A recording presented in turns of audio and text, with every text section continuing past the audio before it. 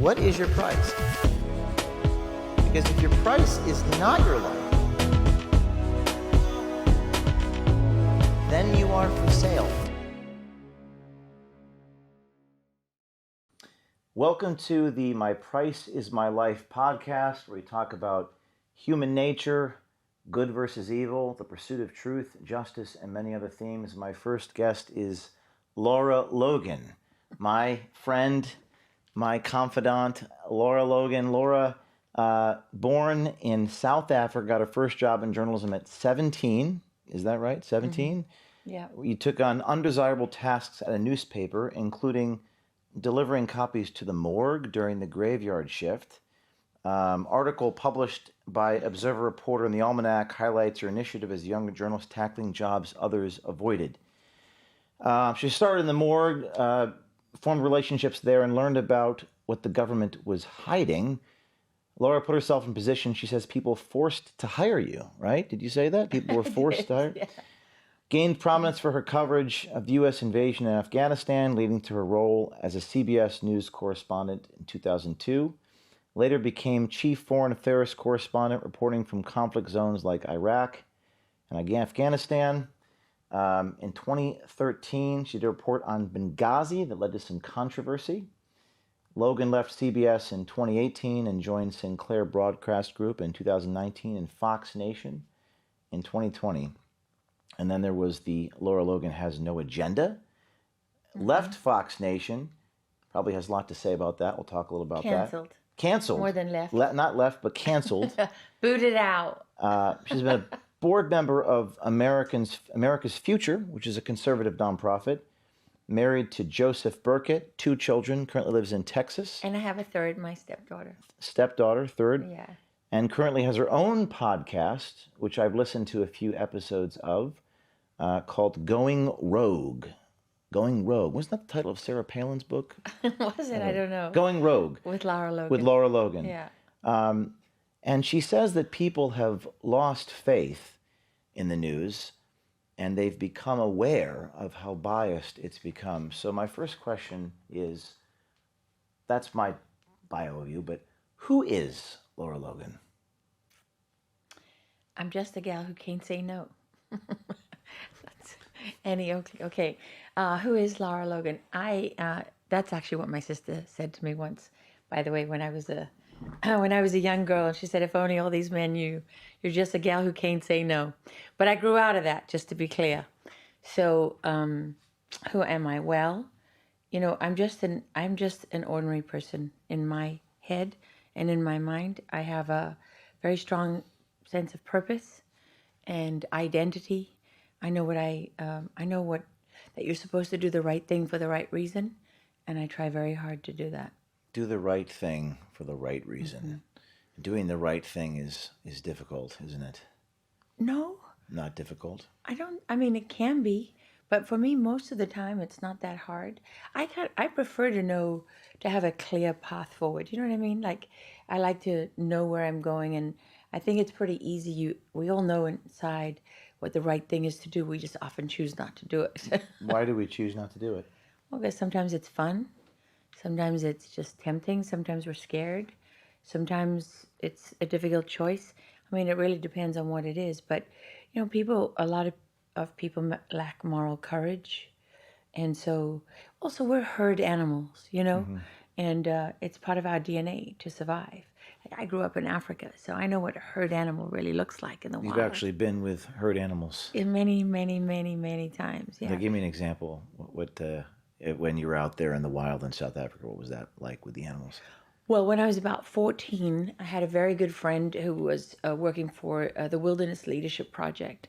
And they would take kids out, especially, a lot of black kids, because you had all these kids in Africa, African kids growing up in poor areas in the cities that had never seen a wild animal.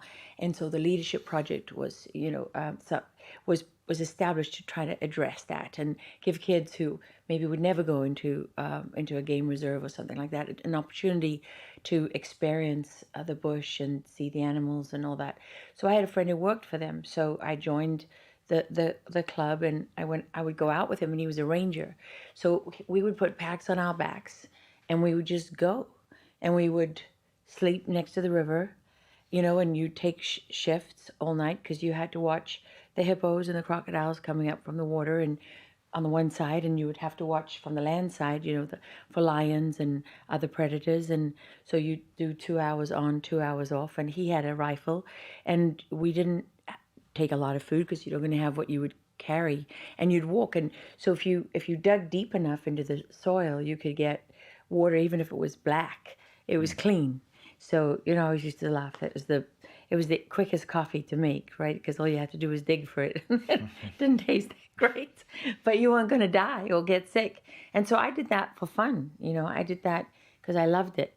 The markets are in chaos, and just coming off 4 years of economic insanity, stabilization is nowhere in sight. Many experts are predicting a recession before it gets better. That's why I recommend getting gold from the people I trust at Fisher Liberty Gold. Fisher Liberty Gold is a respected America First business. Click the link below and you can qualify to get $20,000 of free silver with a qualifying purchase. The markets are chaotic, but gold is always gold.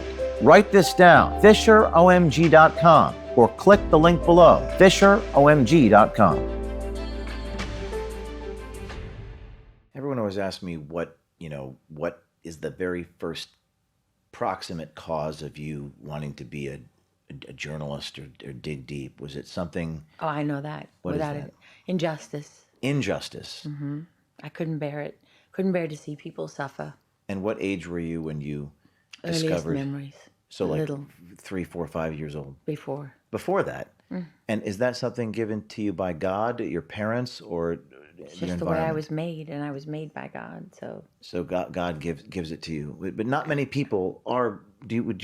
Are many people wired that way, to care so much about injustice? I don't know a precise answer to that question, but I would say that there are a lot. I mean, not everybody, obviously, because we're all so different, but I think that most people don't like to see other people suffer, and that you really, if you do, or if you're indifferent to it, if you enjoy it, you're obviously psychotic.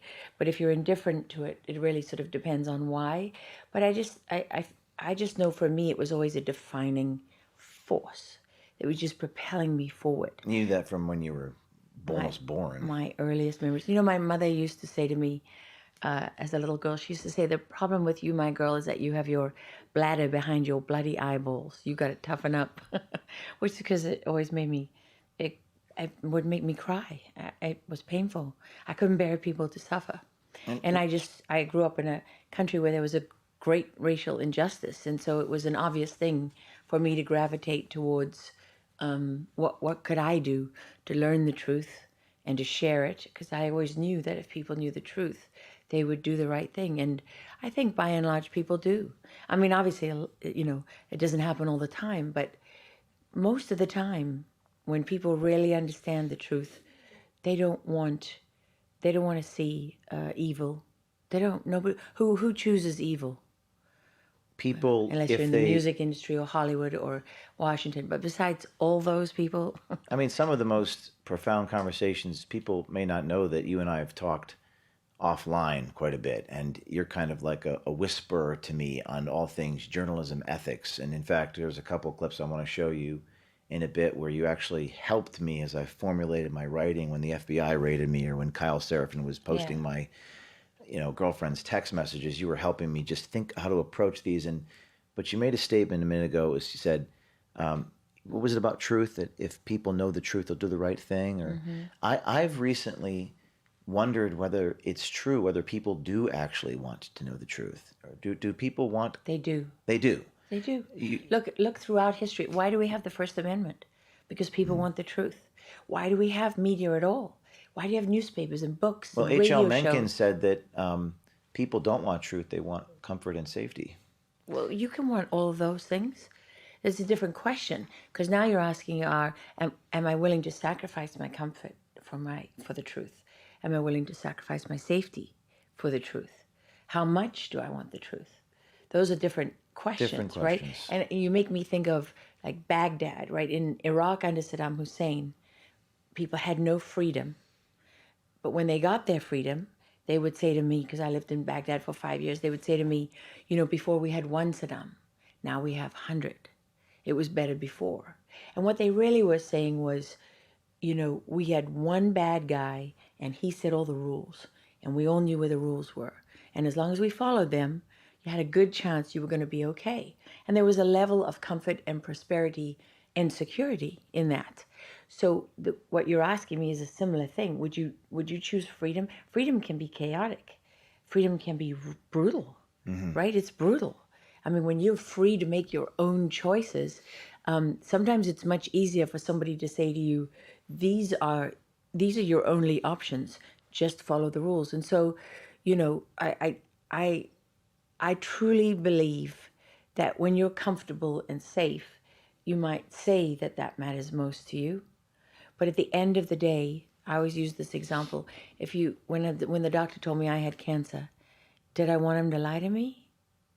I didn't. Did I want to have cancer at 41 years old with a 1-year-old and a 2-year-old? No.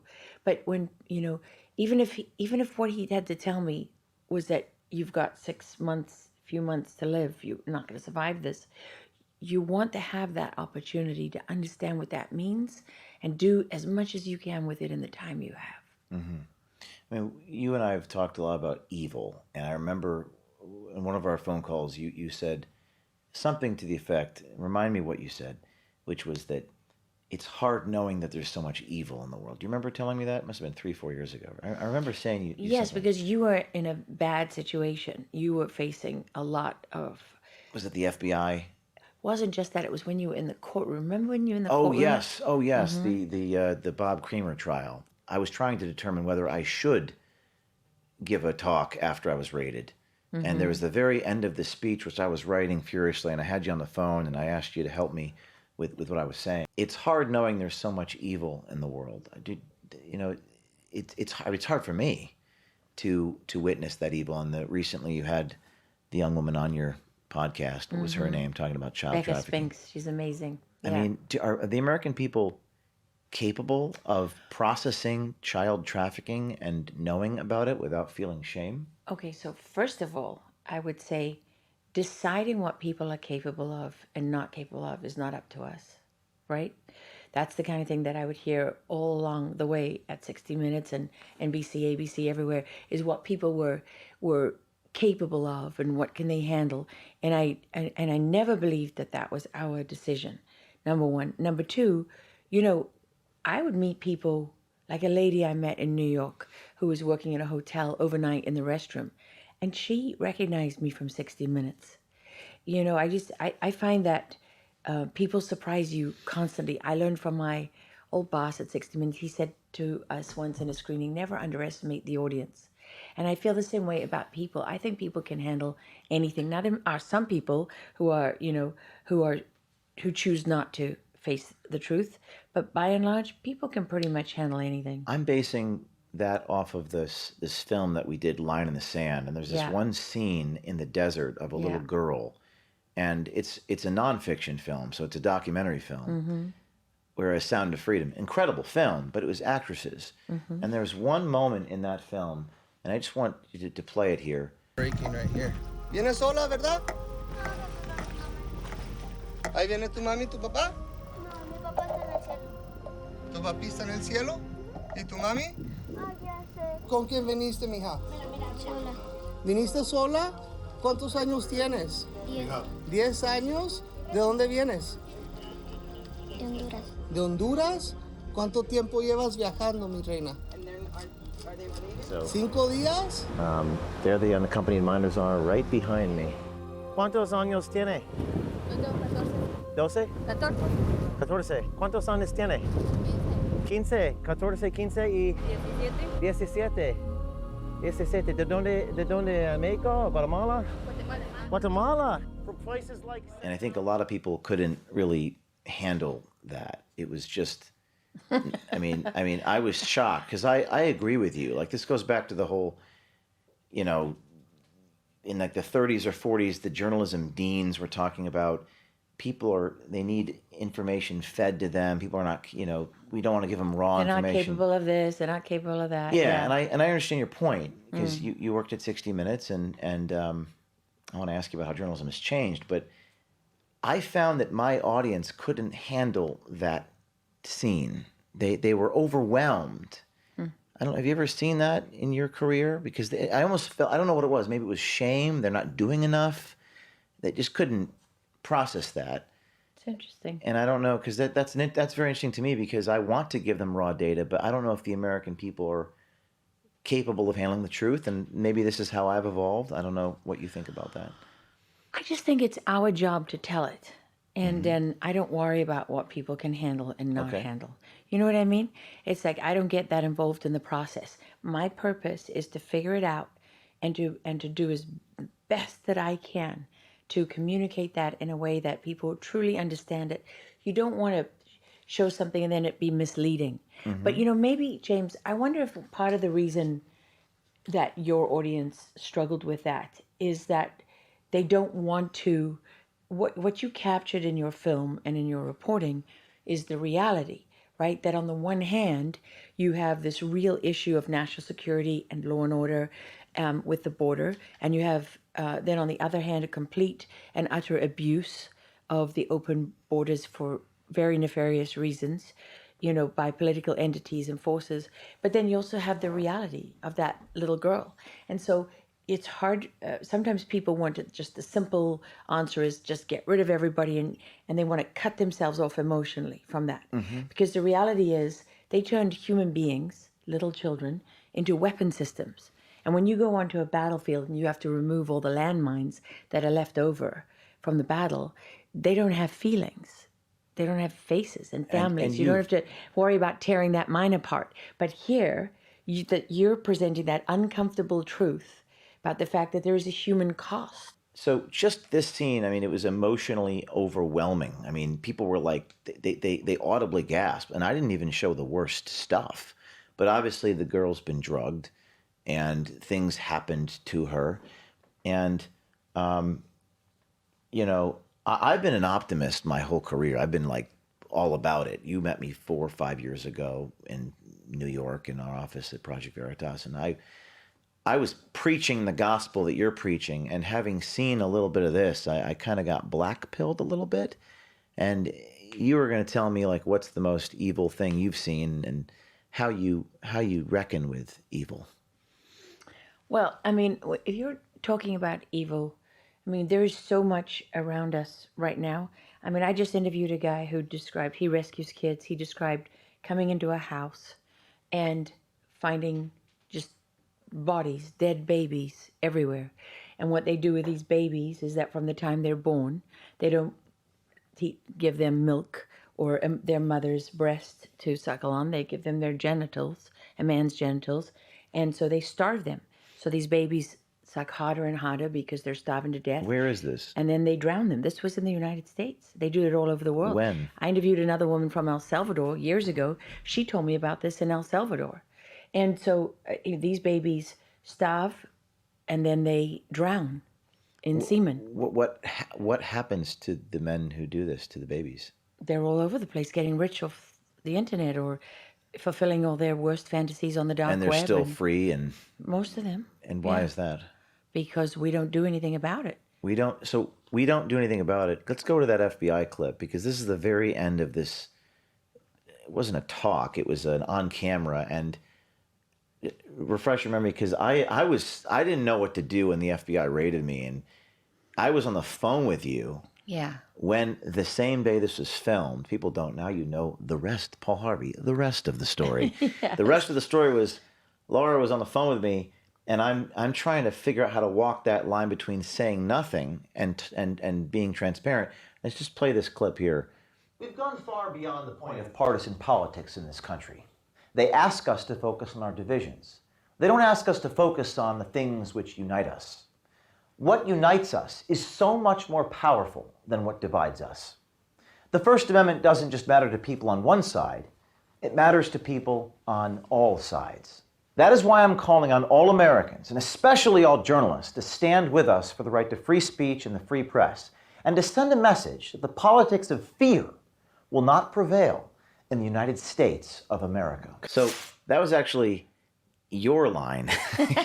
I mean, and you were very inspiring to me on the phone because and I think there was another line in that where it was something to the effect of, without accountability, freedom is an illusion. Mm-hmm.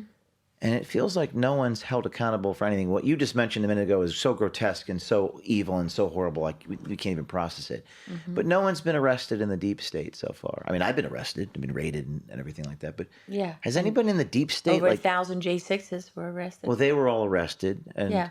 But, but nobody, no deep state bad dude, to my knowledge. Not yet. Maybe you know something? Mm-mm. Not yet. Why not? Is that because it takes the FBI a long time to build a case? I think there's some truth in that. There is some truth in that. The argument is that, those people who don't care about the law and don't care about due process and don't care about real justice will arrest, hundreds of people, just the way the Biden administration had arrested hundreds of J6s at this point when they were in power.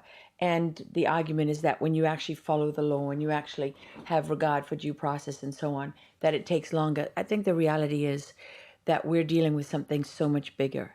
Are you really going to see the FBI go and arrest former heads of the CIA, whether it's John Brennan or James Clapper?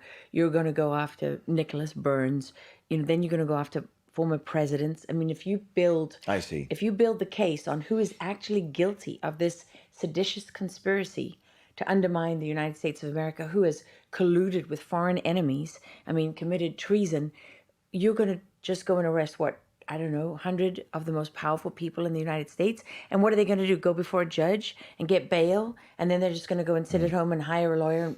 So it implicates the people so high up that it becomes a catch-22 or something like that. Well, it becomes it becomes a more challenging question, both on the legal front, political front, information front, everything.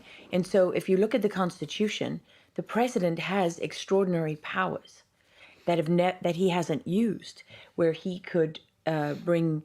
he could use the Emergency Powers Act. He can take people to military tribunals. He can do all kinds of things. But you'll hear everyone from, Democrats to Libertarians to Republicans will go nuts if he relies on the military, won't they? They'll all be screaming, this is the United States of America. This isn't some fascist dictatorship and so on. So he can't use the normal route through the justice system because that's not going to work. And he can't use the extraordinary powers afforded to him by the Constitution in theory, right? So what does he have to do? They have to figure something out. This is an undeclared covert war for the survival and the soul of the United States of America. Well, you just texted me something about the riots that are happening. King's Day, is it called? Yeah. Saturday, King's Day? Yeah. As we sit here. You know why? Because it's Donald Trump's birthday. And they said he rules like he's a king. So that's why they've made it King's Day. But, I have my suspicions about all of this. I tell you why. Because suddenly, all these things that I've been talking about for years are being exposed and discussed. I'm not the only one. Andy No, for example, has been talking about it for even longer than me. But when you look at these Antifa, the dark networks of Antifa, and how they operate, right? They operate in secrecy. And so now suddenly everyone's talking about who's funding the protests. And the pallets of bricks are appearing before they've even been thrown, and all the different tactics. But people want to know. People ask me as investigative reporter, can you tell us who's funding that we don't know who's funding? That's because they're being told to ask that question. I see. Because all around us, this information is flowing where everyone's talking about who's funding this. Whereas a few years ago, when I was saying, you need to look at who's funding this, and and a few other people were saying it, nobody paid attention. One of the things that struck me is I didn't really realize this until you told me, and it's so common knowledge, but a lot of the people on X are bots, right? They're just paid to you don't know who's a bot and who's not. Or in disinformation operation or whatever to or plant they're false actually doubts. Paid political operatives that are there to write things. And so what to get inside your head to discourage you. Yes, or to create the appearance of a grassroots movement or a groundswell of emotion, whatever they want. So what I have suspicions about, James, is that all of this information is coming out and is being pushed out because they're exposing this. They're allowing the left to hang itself. so that they can be exposed for who they Well, let's really go back are. to this FBI thing. This is a tweet or a post that you did. I guess it was it Chuck Grassley? Recently acquired declassified FBI document revealing that the FBI has placed some files under prohibited or restricted access, effectively walling them off from FOIA public disclosures. This whole transparency thing. This is the post. I guess just a few days ago. Yeah. What is this? A Chuck Grassley document, and you said who at the FBI is responsible for this? Apparently, Yes, because I'm trying to, we're at the point where it's therapeutic and important for things to be exposed, for us to know the truth, right? When you get frustrated that there's no accountability, this is part of the reason. Because the FBI has been withholding these records, and they can't destroy them because What records are we talking about here? Well, I don't know, because he didn't say. But some files. So think about any subject that you've wanted to know about, that you have been frustrated because you haven't gotten the truth. If there's been a congressional committee that's been investigating that, and yet the truth hasn't come out, this is why. Because they're subverting the Public Records Act and and all their other responsibilities. Ron, I think it's interesting what you said. It's like they can't be transparent because the natural conclusion of that transparency is just to indict so many powerful people. Correct? I didn't say they can't. I just said they can't. Won't. I just said no. I didn't say they won't because we don't know that yet. They might not, but we don't know yet. What I said was it would be very difficult for them to be successful if they tried that route. That there are extraordinary powers afforded to the president and the Constitution that probably will have to be invoked for this to happen. And that in order to do that, you need people to see the need. Because if you just, in a vacuum, in a void, if you just suddenly throw the military in there, you're going to have Americans standing up saying, we can't have this. And you're going to feed into the false narrative that Trump is some kind of fascist dictator. But I mean, can you realistically see another way to do it? I mean, for example, on immigration, there were 10,000, the Biden administration admitted to 10,000 encounters a day. They haven't deported 10,000 people since Trump got back into office. They haven't even deported as many people from this country in months as came in one day illegally under Biden. Do you see how the system you currently have, where you're using ICE and you're trying to protect ICE with the police departments that are willing to do it and not the ones that aren't, and you're deputizing a few other maybe DEA agents or something, you don't have a snowball's chance in hell of achieving what you're trying to achieve. Now, if you did it with the military, and if you put people on C-130s, which are transport planes, and you sent out those, I mean, the military has the mobile airlift capability that would be required to complete the task logistically. But it's not just a logistical task, right? All these things are going to be litigated in the courts. They're going to go to a federal judge. Not all of them. Not if you go to emergency war powers.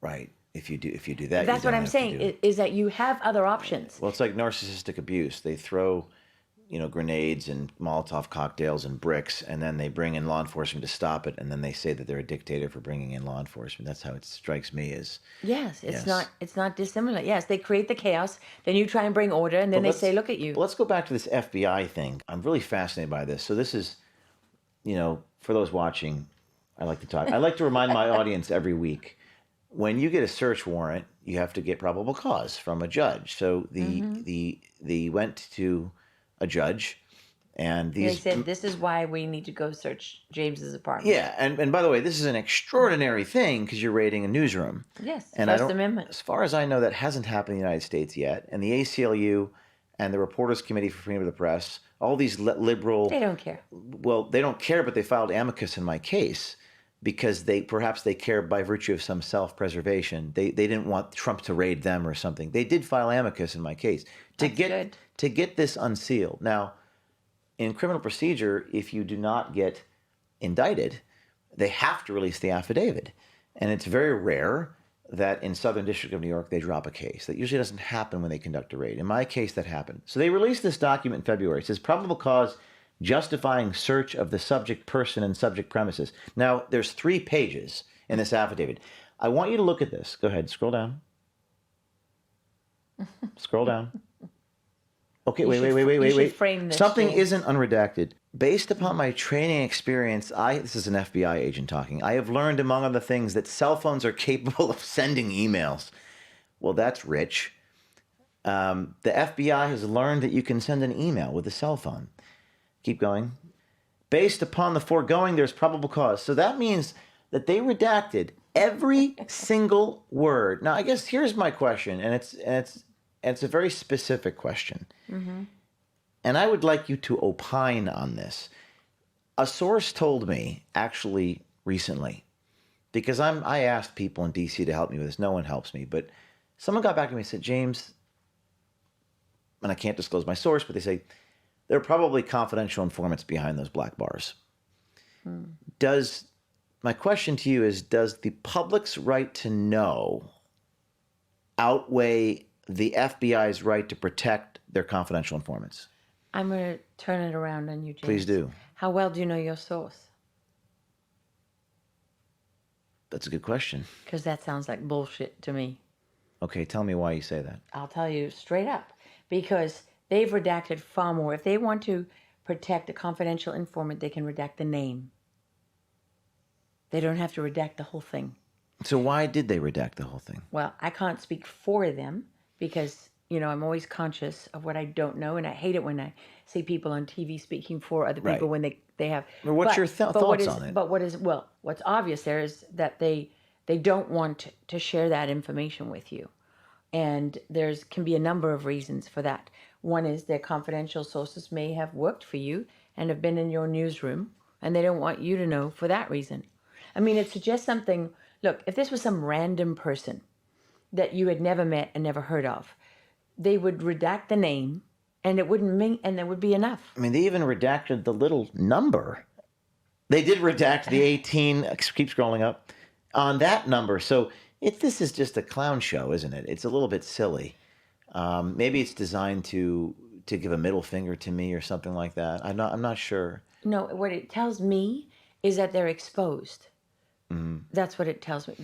But does the public right to know what's behind the bars outweigh the need to keep it private? I guess that's my question to you. Well, like I said, that's not your only choice. They could have given you all that information. I think that you're being boxed into a corner that gives them an out. And the truth is that they could protect their sources and still giving you a lot more information. So when you're given a false choice, you need to look at who put you in that box. How about the individuals themselves, if they lied to the FBI, for example? Well, you said that normally that if an affidavit, for probable cause results in no charges being brought or the case is dropped, that it becomes public. Yes. And in this case, it didn't. So that's a departure from the norm. Yes. So you at least have a grounds for a legal argument that you have a right to know who those sources were. And we do intend to sue the Department of Justice. Well, this is a good time to sue because the current Department of Justice didn't do this to you. Correct. The previous one did, and they've been settling pretty quickly. They settled with Ashley Babbitt's husband. Heard about that. How much was that? $5 million? It was a lot. I don't remember exactly and tell how much. people what that, if they are not familiar with that, what happened there with Ashley Babbitt and the lawsuit. Well, I don't actually know what the grounds were on which he sued, but Ashley Babbitt's husband sued the FBI, and he won that suit. I mean, one of the early things that the Trump administration or the Trump DOJ did was to settle that suit very, very quickly. And I think that was, I interpreted that as a sign that they knew that they wanted to distance themselves from their predecessors, and they wanted to make things right. Speaking of FBI, let's talk about Kyle Seraphin for a minute. You said everything. We could talk about anything, right? Sure. Let's talk about Kyle Seraphin. This is another thing that you were talking to me about when it happened. This is a post from like 2024, where Kyle Seraphin posted messages from my then girlfriend, private messages, and this is probably one of the hardest things.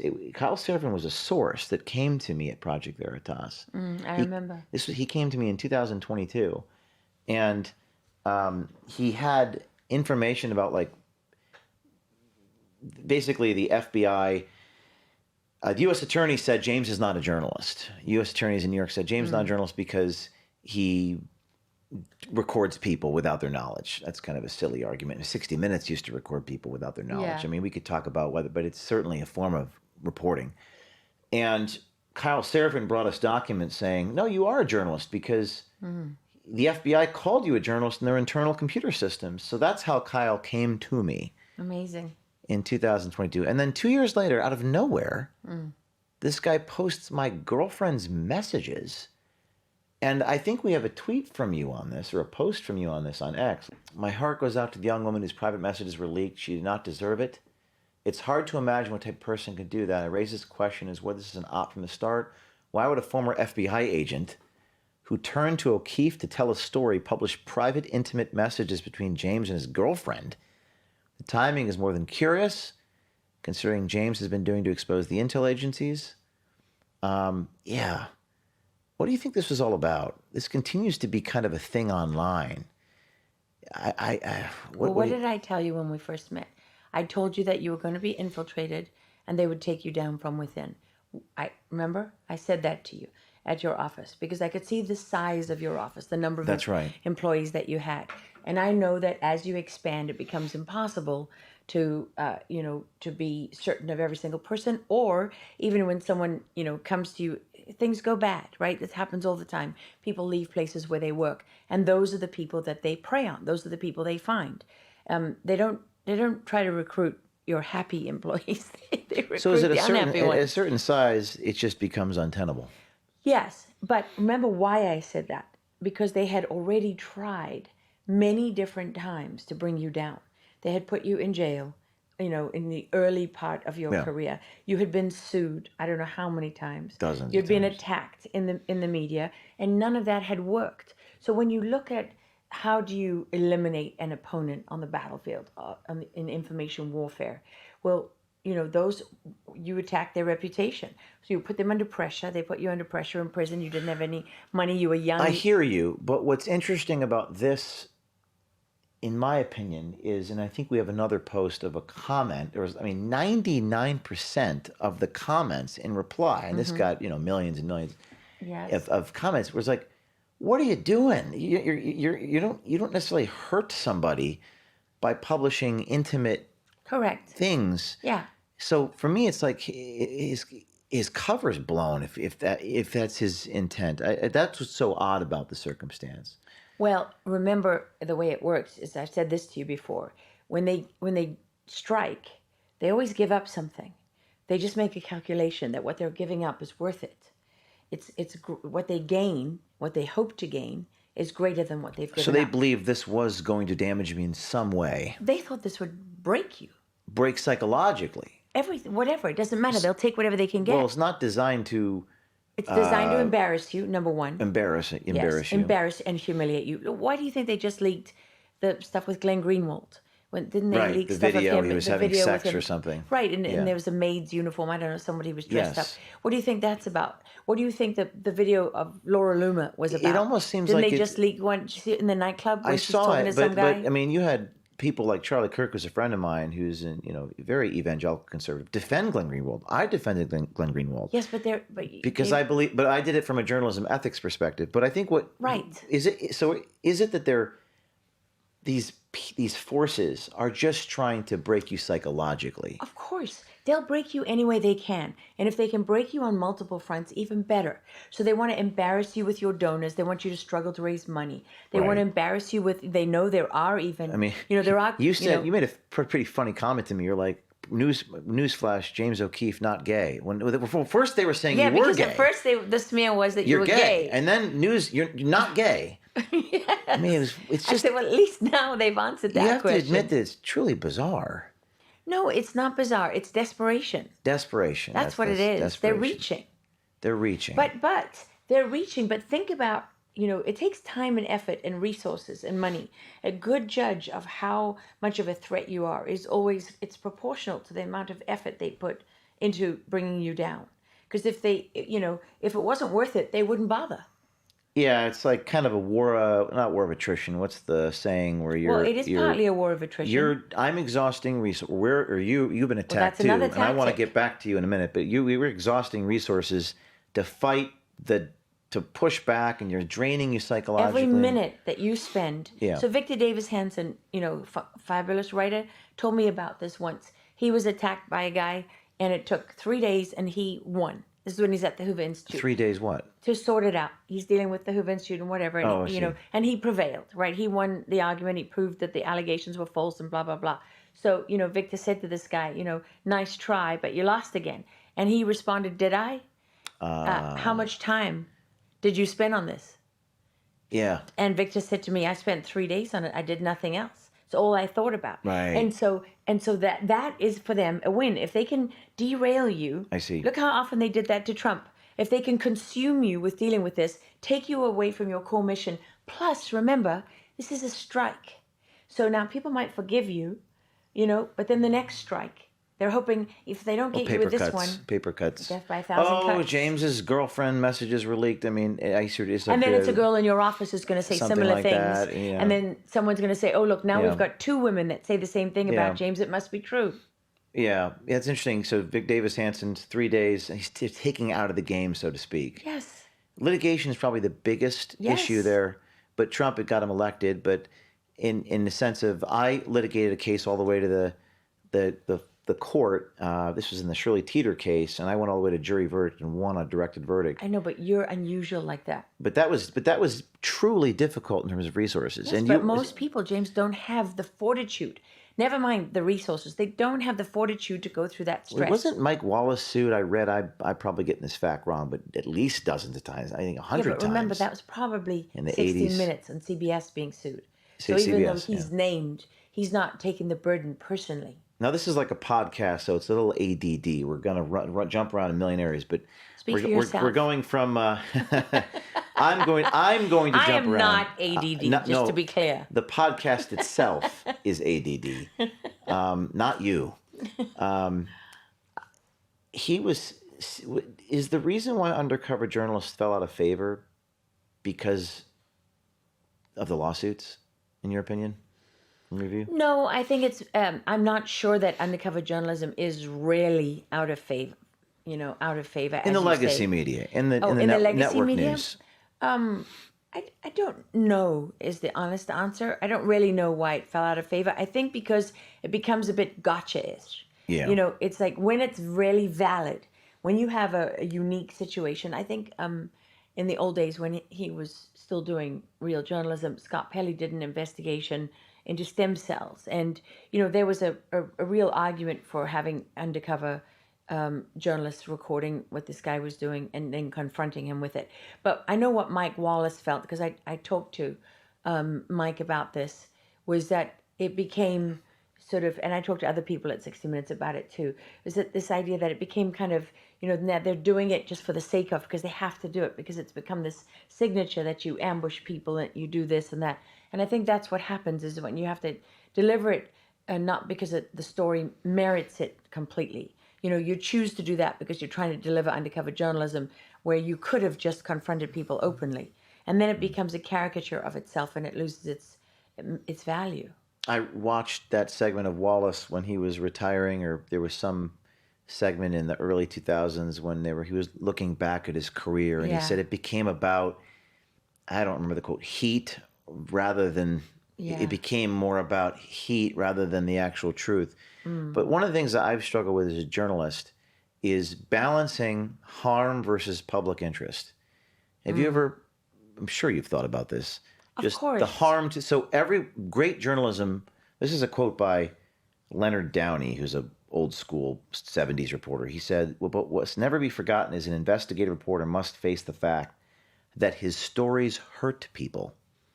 And let me make this less abstract. I was in court the other day, federal court. I'm in court like every week.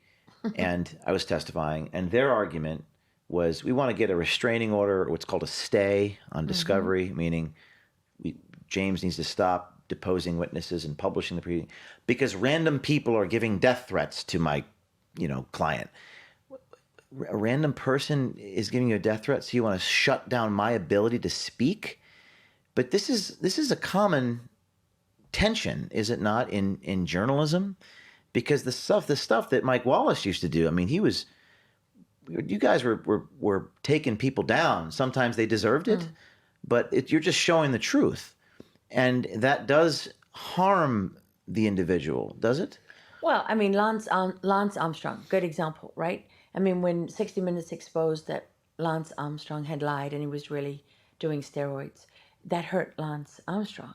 But you could argue that he did it to himself, and he lied and he was dishonest and he profited, and so that's a pretty easy example. That's right? an easy example. That's an easy one. But of course, journalism hurts people. That's why I've always said it's subjective.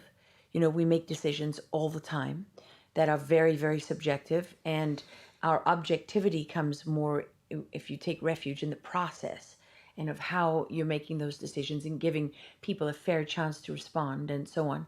You know, Abu Ghraib, 60 Minutes held on to that story for weeks because the Department of Defense asked them, because there were real consequences and they wanted a chance to figure out how to do damage control. Of course, it was impossible because the damage was just so, you know, egregious that there was no controlling it. But you make a subjective decision. So, but it's precisely because journalism does hurt people that you need to be very careful about how you wield that power.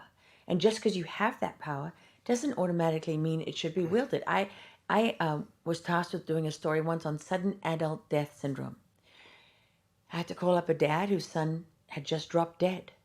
And he said to me, "Why should I talk to you?" I didn't have a good answer for him. And he said, "Is it going to bring my son back?" I said, "No, sir." He said, "Well, then all it's going to do is cause me pain." I said, "I understand." And he said, "So I'm not going to talk to you." I said, "You know what, sir? If I were in your shoes, I wouldn't either." And I hung up the phone. I had to go tell my boss I failed. I didn't have that story. I couldn't deliver because it wasn't worth it to me. I wasn't going to lie to that man, give him some nonsense story about how it was going to save other kids. No, it wasn't going to do that. And he was in pain. So, you know, for me, I've always believed, and I've always told you this, you do the right thing for the right reasons. You be a good person, and you put those ethical considerations first. Remember, I've always said the story does not come first. I remember you were helping me, coach me through a story about a CNN person who wanted to have sex with his girlfriend's, his fiance's Yes, daughter, you and they were remember. getting married. And that was a tough one, and I take the ethics very seriously, but it's hard. I was harsh with you that day. I remember. I was harsh with you because you were locked in all the journalistic part of it, and I Yeah. said, "James, stop. And you had already been to the police. You tried to talk to them. You tried to talk Tried to the everything. mom, and you said to me, she doesn't want to have anything to do with us because she's CNN, and you know he's CNN, her boyfriend, and she doesn't Rick want to talk Salibi to was us." the name Yeah. of the guy. Our audience has no idea what we're talking about. Yeah. Rick, maybe we'll pull up this in post-production. He was the CNN producer who was Yeah. marrying this woman, and he was speaking to a prostitute who was your source. and I spoke to the prostitute who eventually blew the whistle and came because he was public telling her about his sexual fantasies with that- the underage with situation. this woman he was marrying. And I said to you, go back to the mother 100 times if you have to. Yeah. Don't stop until you get her to listen to you. And if you don't get any joy from the police, go to the FBI. And if they don't speak to you, go to this person and that person. But your only job right now is to make sure that that man doesn't get near that girl. I think you're And you did it. You should teach a master class in journalism ethics. That's a good idea, actually. But that I might be working on something like that in hope, the early I stages. hope you are, because you're. I mean, this is a compliment. Like I've read for American Muckrake, I must have read 100 books on journalism ethics because I find it weirdly fascinating. I don't know how to balance that, and that also I think we were talking about this before the show. When you were at 60 Minutes, how many times did you watch your segments before they aired? Oh, hundreds. Hundreds of times. Easily, hundreds of times. And not what did you do for 60 Minutes? Well, I was a correspondent. I became a full-time correspondent there, which was, that was the holy grail. It was the pinnacle of journalism. A pinnacle of journalism. How many segments did you do for 60 Minutes approximately? Oh, I did. I don't remember exactly. aired but on many, Sunday. Many. I was there for 16 years. At 60 16 Minutes years. too, and then at 60 Minutes. And by the time I left, I was working up to 20 pieces a season. I wasn't there yet. 20 pieces a season. There's only 54 shows in a year, something like that, right? Yeah, well, you had a staple of like 5 or 6 full-time correspondents. and we worked with multiple producers. And so you, as the correspondent, could be working on 3, 4, 5 stories at a time. And you did all these stories, and you watched them hundreds of times each before they aired. Oh yeah. And you were concerned about every word. Every word. It was very every frame. Every frame. Oh yeah. And absolutely, every frame. And every now, second counted. And now, they're just free-flowing conversations. Yeah. How many times, when you do the Spotify episodes, do you watch them hundreds of times after? No. I mean, who's got the time to do that? I mean, if you put out a 2-hour or 3-hour episode, you know, you can't watch that over and over again. So when I did the recent Epstein stories, I did them very much not to the degree you did at 60 Minutes, but they were television magazine style presentations. And I saw a few in the comments. Just talk to us, man. You don't need to put on a suit and, you know, who, what, when, where, why us to death. And I again, this is like the journalism nerd in me. I don't know how much this interests my audience, but I find this fascinating. Like, because as a journalist, don't you have to kind of identify what the lead is from all of this stuff and bring it forth in a clear and concise and cogent way? Yes. But people aren't. Well, let me ask you: are people doing that these days? I just see a bunch of stuff online. No, less and less and less. It's not happening very much. Journalism is in real trouble because it's dying, and people are celebrating its death because they've been abused by it. Right? We've been hurt as a nation. Many people, millions of people have been hurt by it. We've been lied to over and over again. It's affected elections. It's affected. I mean, people died because journalists lied about COVID. You know, and they had every opportunity to know the truth. Not every single one of them, but most of them. You know, if I could figure it out, somebody else could figure it out. You know what I mean? It's not like I'm so much, you know, I'm so unique or so much better than somebody else. No. I mean, you know, there's lots of journalists with good sources and with a solid head on their shoulders who are smart enough to figure it out. But people actually died because journalists stopped holding them accountable and just let them feed their propaganda out there and didn't ask the most basic, obvious questions. You know, here's an example. When the Christopher Steele dossier came out, remember that?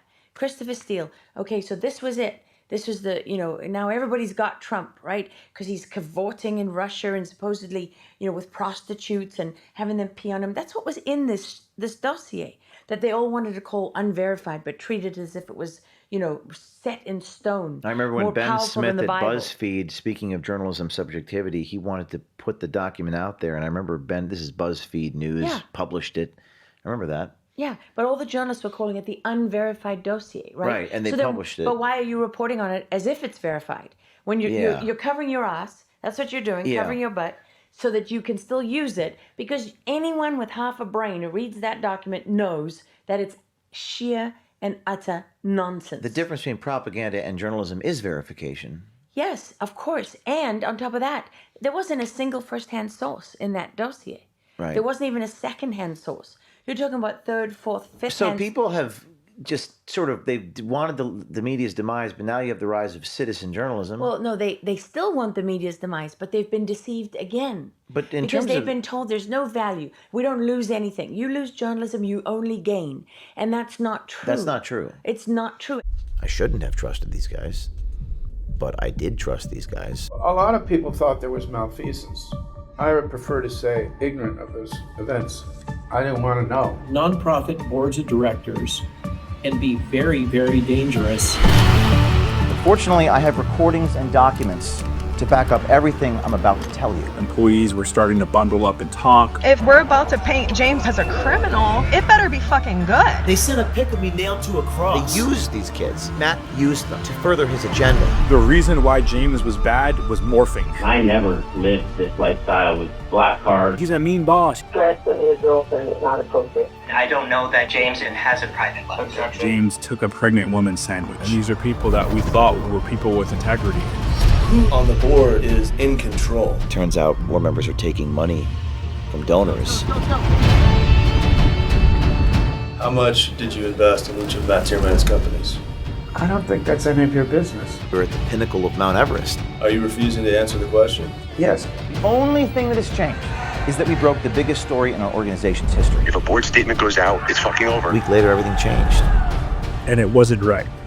It was the timing of it that was so suspicious. Is it fair to say that 3 of the 4 companies you've invested in, you would consider to be in the medical field? So what did the board think people were going to assume? One of the companies could be sold to a big pharma. Like Pfizer? Like Pfizer. Did the board not think that people were going to assume the worst? I want to talk about your investments. I want to talk about you. I'm a fighter. You're a cheat. I'm a warrior. You're a liar. And I will get my justice. Not revenge, but justice. Is it all about money? Too bad you can't afford that. Big difference.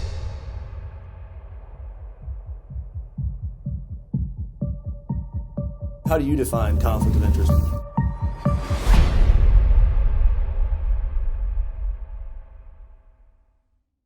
And so, and journalists are not fighting for journalism. What is journalism to you? Well, to me, it's the honest and professional pursuit of truth. And that includes the kind of old-fashioned nature of who, what, when, where, why, identifying. Of course, and there's a place for, commentary and analysis and opinion. There's a place for all of those things. It's always been part of journalism. But if it becomes the whole, if there's nothing else, if you lose all the who, when, why, what, when, where, how, if you lose all of that, if you lose investigative journalism, if you lose shows like, the show I did, The Rest of the Story with Lara Logan. I was on Fox Nation. No, that was the Lara Logan Has No Agenda. And then I followed that on my own. With Sinclair. First I did it for Fox. No, then I did it on my own. On your own? With my with a partner, Truth in Media. So, but it was completely independently funded and created. But we stopped doing that show because we ran out of money. Let's talk about that. Because it costs a lot to do it well. Let's talk about that, and I like visuals. Let's pull up David Wright at ABC News. This is probably not a guy that we may not share his politics, but I found what he said interesting. I think it'd be a springboard. Promotion center, like now, it's like you can't watch Good Morning America without it either being a Disney princess or a Marvel Avenger appearing. It's all self-promotion, and promotion of the company, and also promotion of individuals within the company, as opposed to a kind of dedication to the story and a commitment to telling stories that we need to tell, but that are maybe hard to tell. The commercial imperative is incompatible with news. So, real people. The commercial imperative is incompatible with news. And talking to you, and I is it? I don't think that's the issue, because 60 Minutes was the biggest money earner at CBS News. It kept the news division afloat. And so I think that people will pay. There is money to be made when you do the news well. I think David is right that what happened at ABC was that it became completely self-promotional. But I don't, that implicit in that is the idea that that only happened because that's what you need to survive financially. I'm not sure that that's 100% true. I think it's partly true, but I think that ABC and all these others became self-promotional. For me, it's more because they abandoned their responsibility as a news organization. They stopped being interested in the truth. But the truth, is it profitable? Sure it is. You think so? Hell yeah. In modern times. Look at Jeffrey Epstein. If you had the truth about exactly what went on Epstein Island and all the people involved, don't tell me that wouldn't be the highest rated show in the United States of America, possibly ever. And the truth, this is the thing, James, that, we make up all these things to bury the truth because it's more powerful than anything. Well, I hear you. But I think the devil's advocate would say that and what you have said is that the enemy, whatever the enemy is, whether it be legal or spiritual or former FBI, maybe current FBI agents, come at you and smear you and attack you. Yes. And in my case, I was even removed from the organization that I created ostensibly to do this because no other institution could. So what are some examples of people actually doing this investigative reporting? Oh, well, Cheryl Atkinson is a great investigative reporter. She's my former colleague from CBS News. I love Cheryl, and she's the consummate professional. Catherine Herridge I worked with Catherine at ABC News, and then I worked with her. Well, then she went to CBS much later. And they're independent now. Yes, and they're independent now because they have to be. I mean, there were, even when David Wright and I were running around Afghanistan and Iraq, and we were competitive with each other, at least then people were trying a lot of the time to do real reporting. Did you know that he was apparently a socialist? Is what he said to us. He did. He said to us. That's what got him to resign. Wow. You didn't know that? I did not. Well, if you can pull up while we're talking, there's a part of that YouTube video where he calls himself a socialist, and that was an interesting question for ABC because he says, I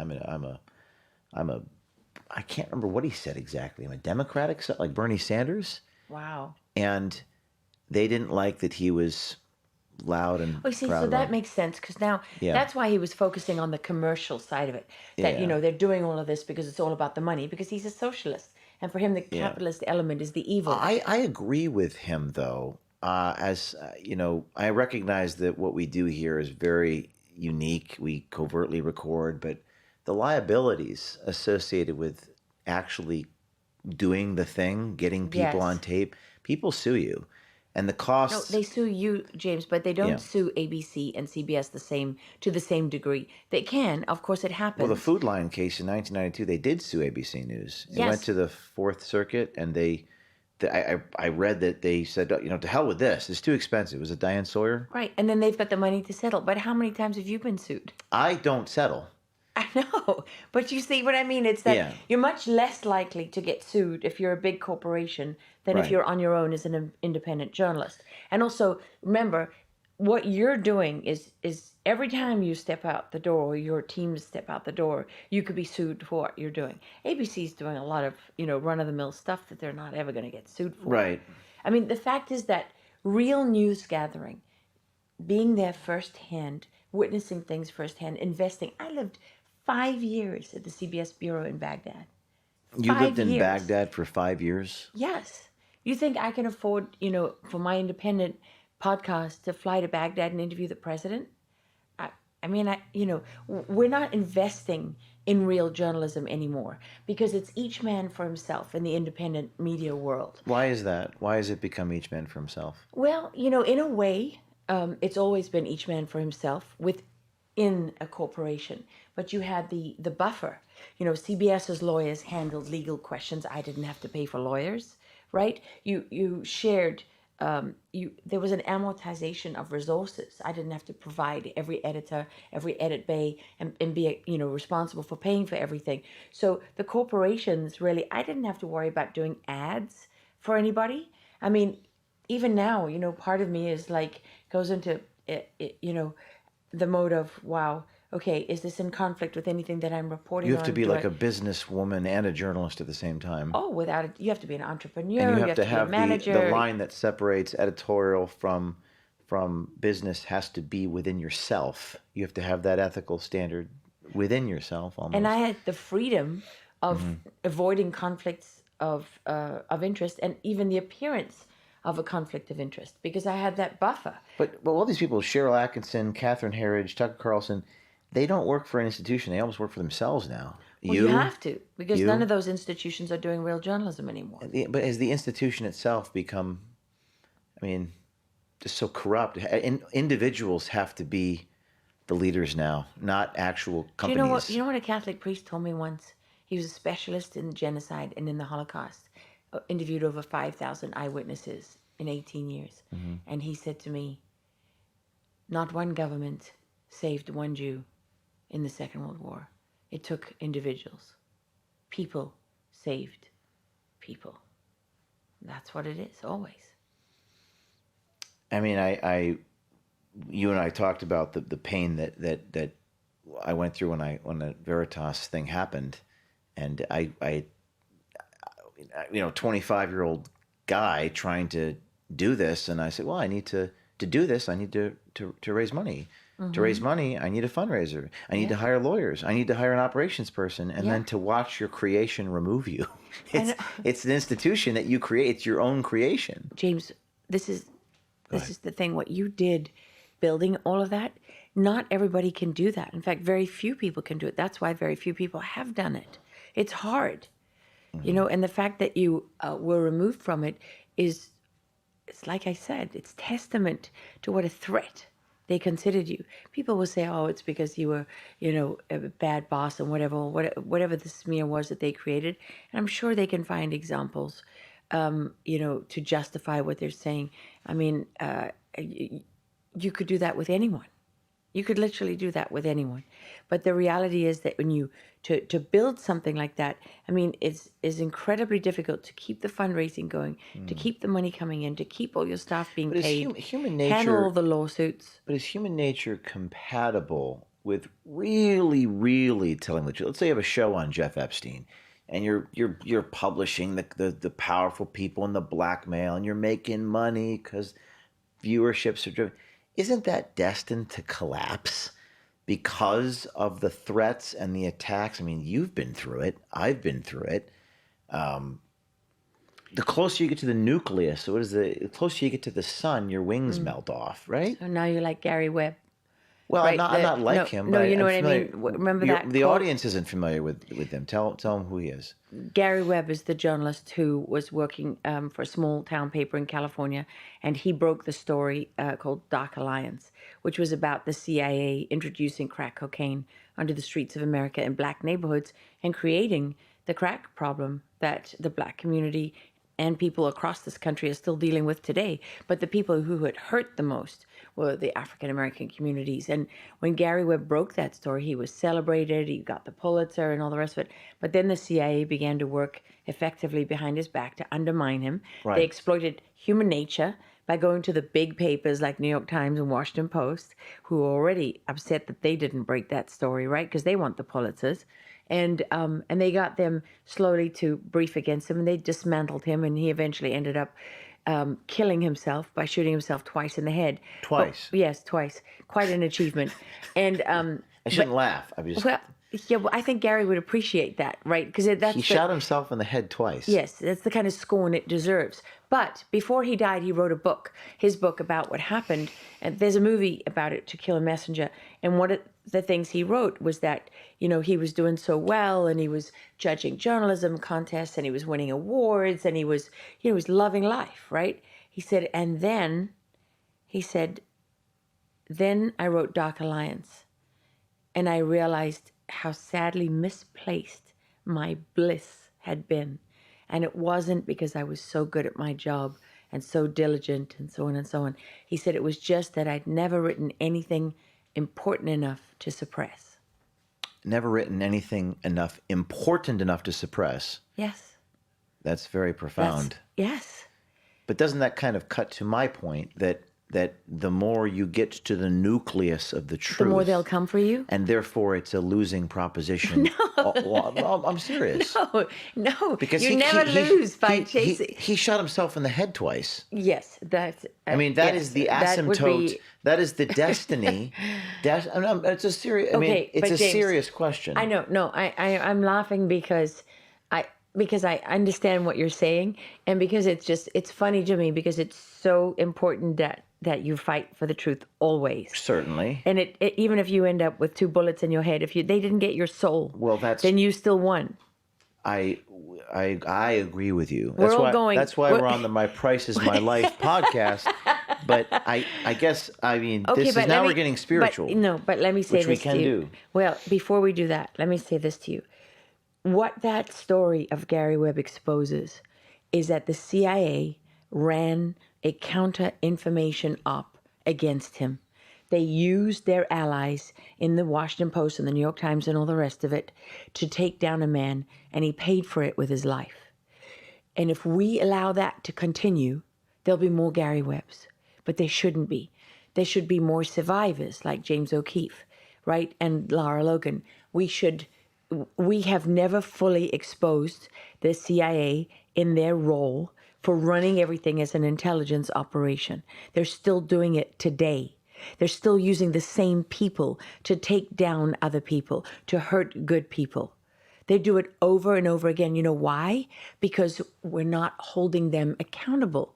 And because people decide, well, it's not worth it. So they self-center. Journalists choose stories that aren't going to get them killed because it's easier. They got a family, blah, blah, blah, blah. It doesn't matter because we punish people who tell the truth and we reward people who lie. We punish people who tell the truth and we reward people who lie. You mentioned a minute ago about the soul and you're not losing your soul. Yes. I find that most people's price is actually their children's life. They might be willing to give up their own life, but not their children. Like Flynn, with what happened with the son and the pressure they put on him and all that. I mean, this is heavy stuff. Yeah. And now you're mama bearing me. Mama bearing you know I'm a mama bear. I do know you're a mama bear. And now, hear me roar. This is Don't tough even stuff. mention my children's lives. Exactly. Yeah. But doesn't the state, don't these evil people, won't they go in that direction? Of course. And how do we deal with that as human beings? You give it to God. You give it to God. You do the right thing for the right reason, and you give it to God. You give it because you to don't God. control that. One of the things that you've said to me when I met you is you mentioned this scripture, as I walk through the valley of the shadow of death, I shall fear no evil. Can you talk about... For thou art with me. You mentioned that a lot to me. That was a big thing. It's a very profound and very true statement, but tell me more about what that means to you and why you kept bringing that up. Well, I was living in Afghanistan working. I spent a year living in Afghanistan, many more years there. But at that time, my mother was dying, and I had to go home. I found her near death when I got to South Africa, and I spent 5.5 months at her side. And after she was in a coma for 100 and something days. And at a certain point, the only thing that got me down the stairs to the ICU was that prayer, because I was so afraid of what I would find at the bottom of the stairs. She was unrecognizable, and I didn't know if I would ever speak to her again. I didn't know if I would ever get to tell her any of the things that was so important that I hadn't shared. I didn't want her to die without knowing how much I loved her. And so that prayer was my strength and and it got me through. But later, when I was being attacked and all of that and working through all of that, General Flynn, Mike Flynn, is a very good friend of mine and someone I love and respect very much. And he said to me once, Lara, we can't live in fear. And it's true. It's not that you never experience fear. It's that you can't give into it. You can't live in it. Because when you make decisions out of fear and you allow fear to rule your life, then you've lost. Because you don't have the capacity to do the right thing for the right reason because your fear gets in the way. So, yes, James, do I fear for the lives of my children? Of course. I mean, I don't know how many hit lists I'm on. I mean, you think about it, right? Okay, satanic cults, I pissed them off. The cartels, pissed them off. A lot of people the intelligence agencies, add them to the list. We walked out of the presidential palace in Afghanistan once, and my cameraman looked at me and said, well, that's another world leader of your Christmas card list then. Has anyone to your knowledge ever tried to bribe you, some of these powerful people, to seduce you away from your reporting all the time? Can you give an example, one more interesting? Well, when I was put on leave right after Benghazi blew up, the first thing that happened was a journalist I knew from South Africa who I hadn't spoken to for years called me and invited me to a private dinner with Hillary Clinton. And you viewed that as an attempt to lure you away from... It's the answer to all your problems. Yeah. Right in that moment, when the whole world is coming at you, you're in the middle of the storm. Everything that you love and hold dear is under threat. They think they have you on your back in the dirt. They've got their foot on your throat. You can't breathe. And they reach down and they offer you that hand. And they assume you're going to take it. And you didn't take it. Of course not. But those who do, they own them forever. What did you say to them? Did you say anything? Or just... Are you out of your beep, beep mind? I'd rather stick needles in my eyes than have dinner with that witch. I wish that was on tape. I mean, you have, this is really what it's about. It's about fear, isn't it? It's mostly, in my A opinion. lot of it is about fear. Fear. Of course, a lot it is, and that's why I say, I know not everybody has faith, and people have different faiths and whatever. So you never want to put people off, but I just do believe that some of those things are more powerful than you. It's like people would say to me when I got attacked and gang raped in Egypt. They would say, "Well, did you have security?" It's like, I don't know. Have you ever encountered a mob of 200 rabid, animalistic sort of raging men? How much security do you need? What are you going to do? Start shooting people? You need a Gatling gun and just mow down the crowd? You were there with just your not gonna happen. cameraman? Or it was just you? We had a security guy, but I mean, was what's one he? guy. Well, that's Did he have a gun? I don't think so. I don't know. Did the other people have guns? The people that were raping? We were in the midst of a regime falling. So of course. Yeah. I mean, this is a topic which you are a very strong human being, what you have been through in your life. I mean, I feel like we're brothers and sisters in some respect, but what you have been through, I can't even process or begin to empathize or imagine what happened to you. And then the Benghazi thing and that thing. I mean, it's just breast cancer, which there's a post we have about that. I don't know if we can throw that up on the screen. But I mean, I just want to ask you, like, that's just so much pain and so much resilience. And I think, it's inspirational to me to see you so your spirit is still very alive, and you're doing well after having surviving. Because I was talking to someone recently, I told I was going to talk to you, and that person, I probably would kill myself if that happened to me. I've had people say that to me. They can't even process what happened to you it was Egypt, correct? Yeah. But rational people told me I would kill myself if that happened to me. Interesting. It never occurred to me. No. No. No. I mean, this is what you. I don't think this is the one. I think it's one where you're talking about just what you've been through. But I don't know. How did you? Here it is. As many of you know, I'm going to read it. As many of you know, I survived being gang raped, sodomized, and beaten on assignment as a correspondent for 60 minutes. How do I pronounce that? In Egypt. That was meant to be Egypt. In February, Egypt. Less than a year later, I was diagnosed with stage 2 breast cancer. My son was 2 years old. And maybe just talk about, that hardship. So the reason I posted that was a hard day for me. I tell you, it was a really hard day for me because I listened to Dr. Jack Cruz, who did a TED Talk, and he's done many other interviews since then. I listened to him talk about cancer being caused by parasites. And a question that I'd been asked by an intelligence operative once was, he was asking me questions about how the attack in Egypt happened. And I asked him, "Why are you asking me this?"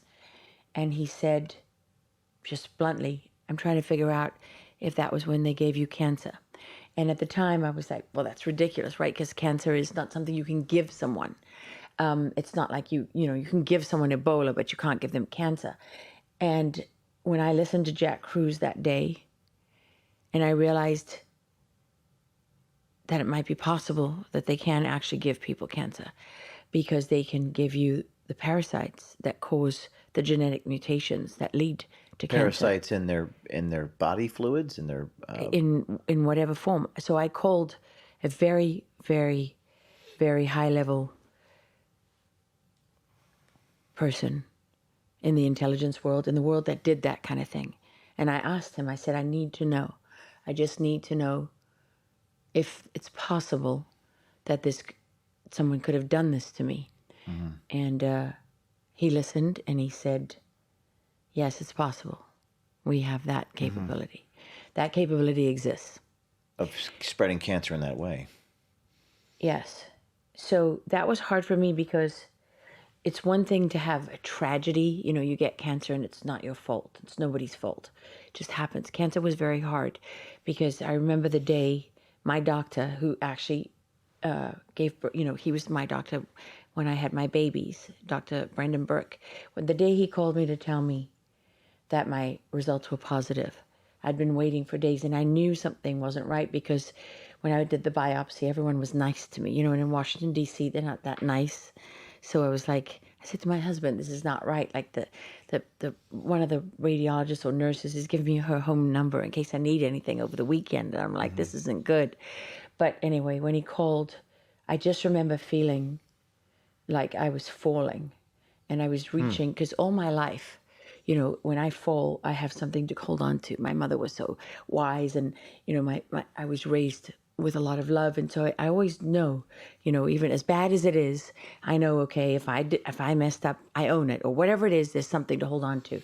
But I was reminded, I felt like this girl, I covered this story when I was a young reporter on the streets of South Africa. And this young girl, a young black girl, had 18 years old, very pregnant, and she had thrown herself out of the window of a building. And on the way down, she kept hitting the building, and where the windows were open, and so there were pieces of her all around us. And this medic was trying to save her life.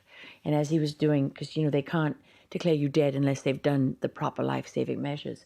As he was doing it, I just remember watching her belly, thinking about that baby moving inside. And it was just a terrible night. I mean, I made it a reason to go to the toilet at one point in the night and called my sister and just cried and cried and cried. This young medic, this police officer, he was crying, and he was like, because he'd been up there, and she'd been kicked out of her brother's apartment, and he had come there to escort her out, and he was watching her, and the phone rang, and he turned, and she ran for that balcony, went and grabbed her, and he was holding her, and he just kept saying to me, I couldn't hold her anymore. I couldn't hold her. And that's how I felt. I felt like that girl, like I was falling from the top of a building, and I was hitting the windows, and chunks of me were flying everywhere. I'd never panicked in my whole life. I didn't want to leave my babies. I just got a chance to live. I mean, when I walked out of Egypt, you know, I should have been dead in that filthy square, raped to death. And God let me live. I mean, so as hard as that was, I didn't want to waste one moment. You know, my daughter was 10 months old when I got home from the hospital. 10 months, that little baby. So my son was 1. You know, you think I was going to take that life that I got. I mean, I literally was dying. It was a miracle that I survived. So less than a year later, you're going to just let me rot to death. So I could handle that if it was tragic and not anyone's fault, but I just had to know if it was possible. Now, I don't have any evidence that that's what happened, but it was an uncomfortable realization listening to Jack Kruse, because he talks about cancer rates before the smallpox vaccine and cancer rates worldwide afterwards. And when you start to look at this and you start to see that there's parasites behind many of these things, there are genetic mutations. Sure, of course, that's part of the process of getting cancer. But just this idea that somebody could have given it to me, that they could be that evil. And part of the reason I say this is that when I was in Egypt, I got a call from John Kirby. John Kirby. Captain John Kirby. Who's John Kirby? He was the spokesperson for Admiral Mullen. You got a call from Captain John Kirby, and what happened? I was in Cairo, and it was in the midst of everything. And my phone rings, and it's John Kirby, who I actually don't think I'd ever spoken to before, which is another red flag. But he's asking me, I'm with the boss, Admiral, and he wants to know, what's the Egyptian military doing? What's their role? Are they doing, you know, and he's asking all these questions about the current situation. And as a reporter, I feel, wow, like, you know, they value my opinion. Like, that's quite something. Chairman of the Joint Chiefs of Staff has got his guys calling me to ask my opinion. But that's not what a number of intelligence professionals think that phone call was really about. People I talked to in the years afterwards said they were confirming your location. Interesting. So maybe they were, maybe they weren't. But I'd certainly like to know. Maybe you'll find out, as I will find out what's on underneath those black bars on my affidavit. Hopefully, you think you'll find out. I don't know. You know, I never had any anger after Egypt because I was so grateful to be alive.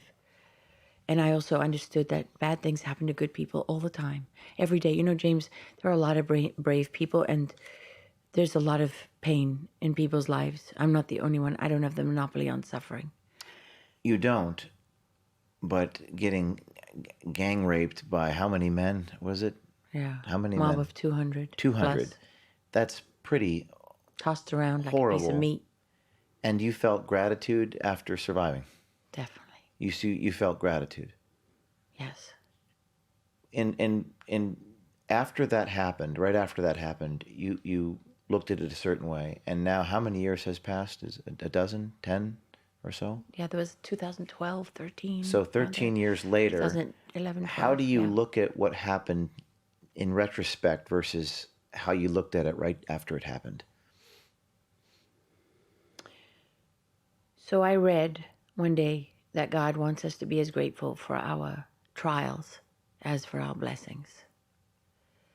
And I am truly grateful. I think in that moment I got to understand a lot more about myself and about life and evil.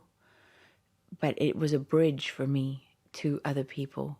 Like what I do, as you know, I do a lot of work and investigation into trafficking of children and people. And I think it means something that I can sit with a girl or a boy or someone from the perspective of someone who understands a little bit of what it's like.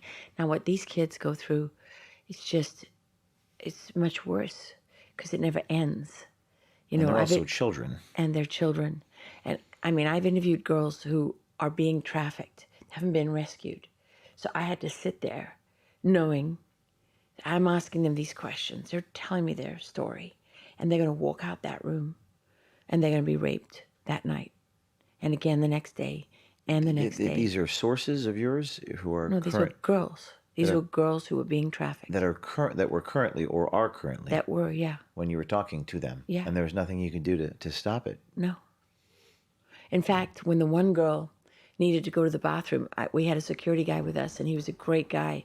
And I watched them walk, because there was a glass room. We were in a hotel, and there was a glass window on one side of the room. And I watched them walking, and I thought, I don't know if he's going to come back. He might just take that girl and run. And then I thought, no, I know he's not going to do that because he's not going to leave. He's not going to want to leave me. And when he came back, we were talking. I don't know from what was that night, I think. And I said, "What happened when you went to the bathroom?" He said, "What do you mean?" And I said, "You nearly left." And he said, "How did you know?" I said, "I could see it. I just knew." And he said, "I looked at the exit." He said there was a door at the back. He described everything. He'd mapped out the whole scene. He just wanted to take her and run. I wish we could have. This is like serious evil that you are really embedded with, reporting on. Don't you have, I mean, I have these moments in full disclosure. I talked to you about the one in the courtroom, right? Like literally like passed out, like anxiety attack is the wrong word. It's not anxiety. It's like a spiritual attack, like darkness, and it feels like the walls are closing in. Have you ever had those moments? No. No. You haven't had those moments? Mm-mm. Anything close to it? Mm-mm. Just the presence of evil which completely surrounds you. It never touches me. It never touches you. Well, that is a blessing. I don't know. That's God. That's God. It just doesn't touch me. I mean, I'm not that it doesn't affect me. Not that I don't, I mean, wow, I stood in an Ebola camp listening to a woman scream when they took her baby from her because she was in the unconfirmed ward and her baby had been confirmed to have Ebola. And they had to come and tell her her husband was dead from Ebola because he was in the confirmed ward as well. And boy, I mean, it almost tore my heart out listening to those screams, hearing her pain, thinking about what it would be like as a mother. I just couldn't bear it. Ebola treatment center is hell on earth. I mean, it is hell on earth. And now when you think about it, all these, you believe that it comes from the monkeys, and then you find out, like I just found out that HIV, monkeys can't even get HIV. They told us HIV came from the monkeys. They said Ebola came from monkeys. Maybe it didn't. Maybe somebody created it. I don't know. But all I can tell you is that I feel that pain. I've never had PTSD. No PTSD. Mm-mm. Not from what you went through in Egypt. No. And when you were crawling, remind me the briefly the story. You were crawling back. Were you unconscious? Your clothes were ripped. Oh, I had no clothes. How did you manage They tore to? everything off me. They tore everything off you. Mm. And how did you get from point A to point B at that moment? I had. It started when my cameraman's battery went down, and he went down on the ground. Richard Butler, wonderful cameraman, producer, writer, just extraordinary man. And he went to change the light, and that's when they started saying things in Arabic. Let's take her pants off, whipping up the crowd. But of course, I didn't know until we had a young Egyptian translator, and he turned to me, and he was just white, and he was like, "We have to get out of here." He said, "Run, run." And I started running with him, but he and I got ahead, and there were men in the crowd who we thought were trying to help us. And they were not. They were saying, "Stop, stop, stop, slow down." And I didn't really know why. And that was the point at which our security guy, Ray, caught up with us. And he said, "Lara, hold on to me." And I remember I grabbed the collar of his shirt. He had a light blue button down. And I held on to that. And I don't really know how we got separated from everybody else, but we were. And that was when, they started grabbing at my body, and it just got more and more violent, and then tearing off my clothes and all of that. And then raping me, sodomizing me, beating me. You were conscious for this? Oh, yeah, every single thing. I felt when my bra strap went, I remember feeling the air on my chest. I felt when my husband had given me pearls, and I felt my necklace tear when they broke that.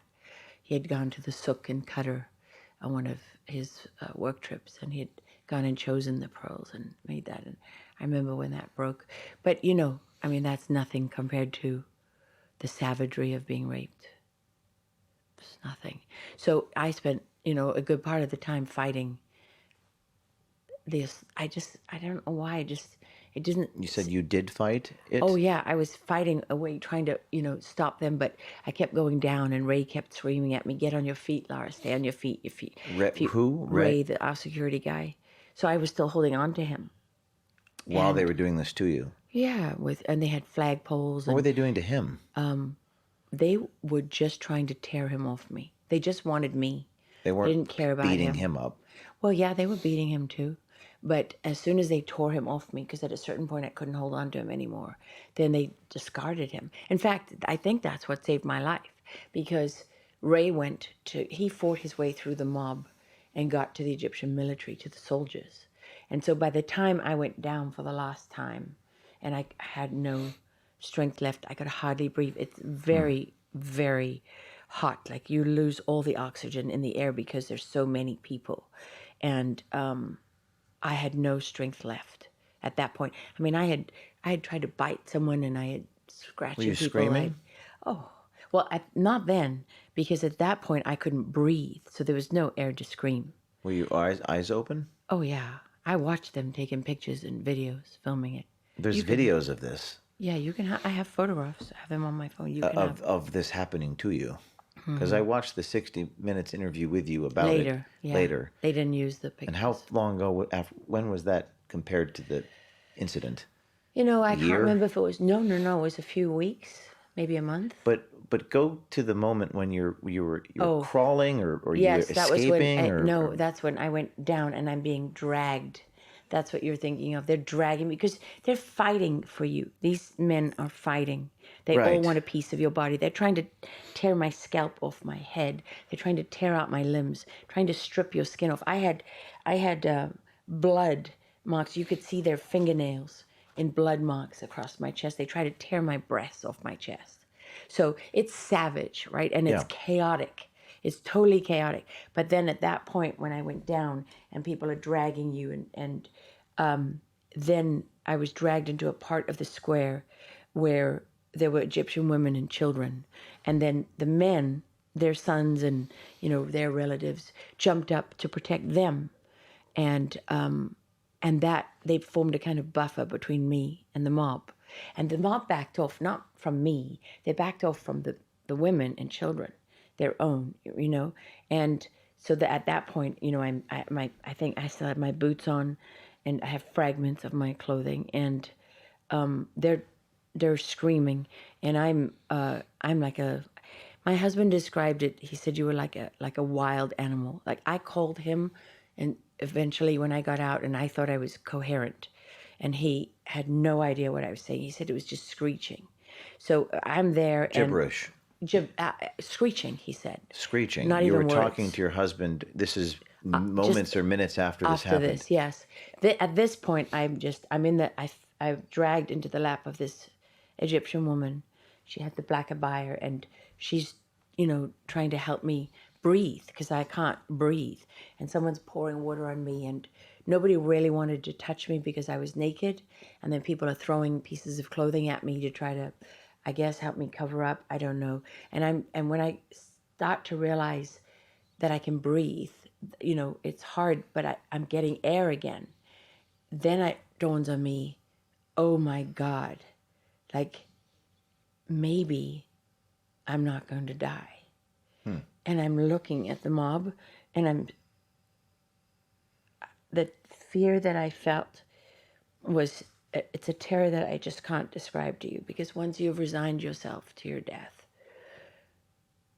the hope will crush you. And I was so close, and I just knew they could just drag me right back. I couldn't go back. I just didn't want to go So in that moment, you started to feel a little hope. Yes. And then you started to be afraid of being dragged back. Yes, because the hope is just devastating. Hope is devastating at that point. Yes. And so then I saw a soldier, and I'm really screaming for help at that point, but they didn't want to touch me because I was naked. So they started to turn around, and that was a terrible feeling.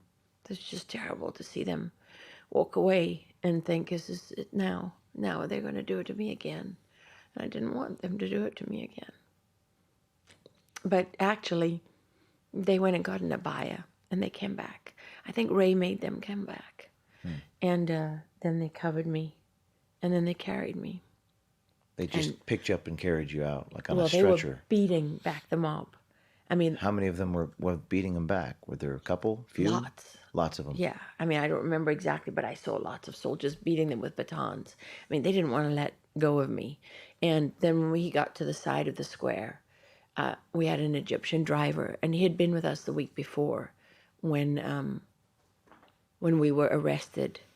And that night that I spent in prison, I was very sick, and I was very dehydrated, and they stabbed me with a drip and threw me in an office. But this gentleman, I won't say his name just to protect him, but they beat him very badly in detention that night. And he came back. When we came back a week later, he came to work for us again. And I said to him, they could kill you this time. Are you sure you want to do this? And he said, it's the greatest honor of my life to do this with you. Never forget that he said that. It was when I landed at the airport that night. And Why do you think he said that? Because he was fighting for his country, and he was fighting for, all the same things that we fight for and believe in.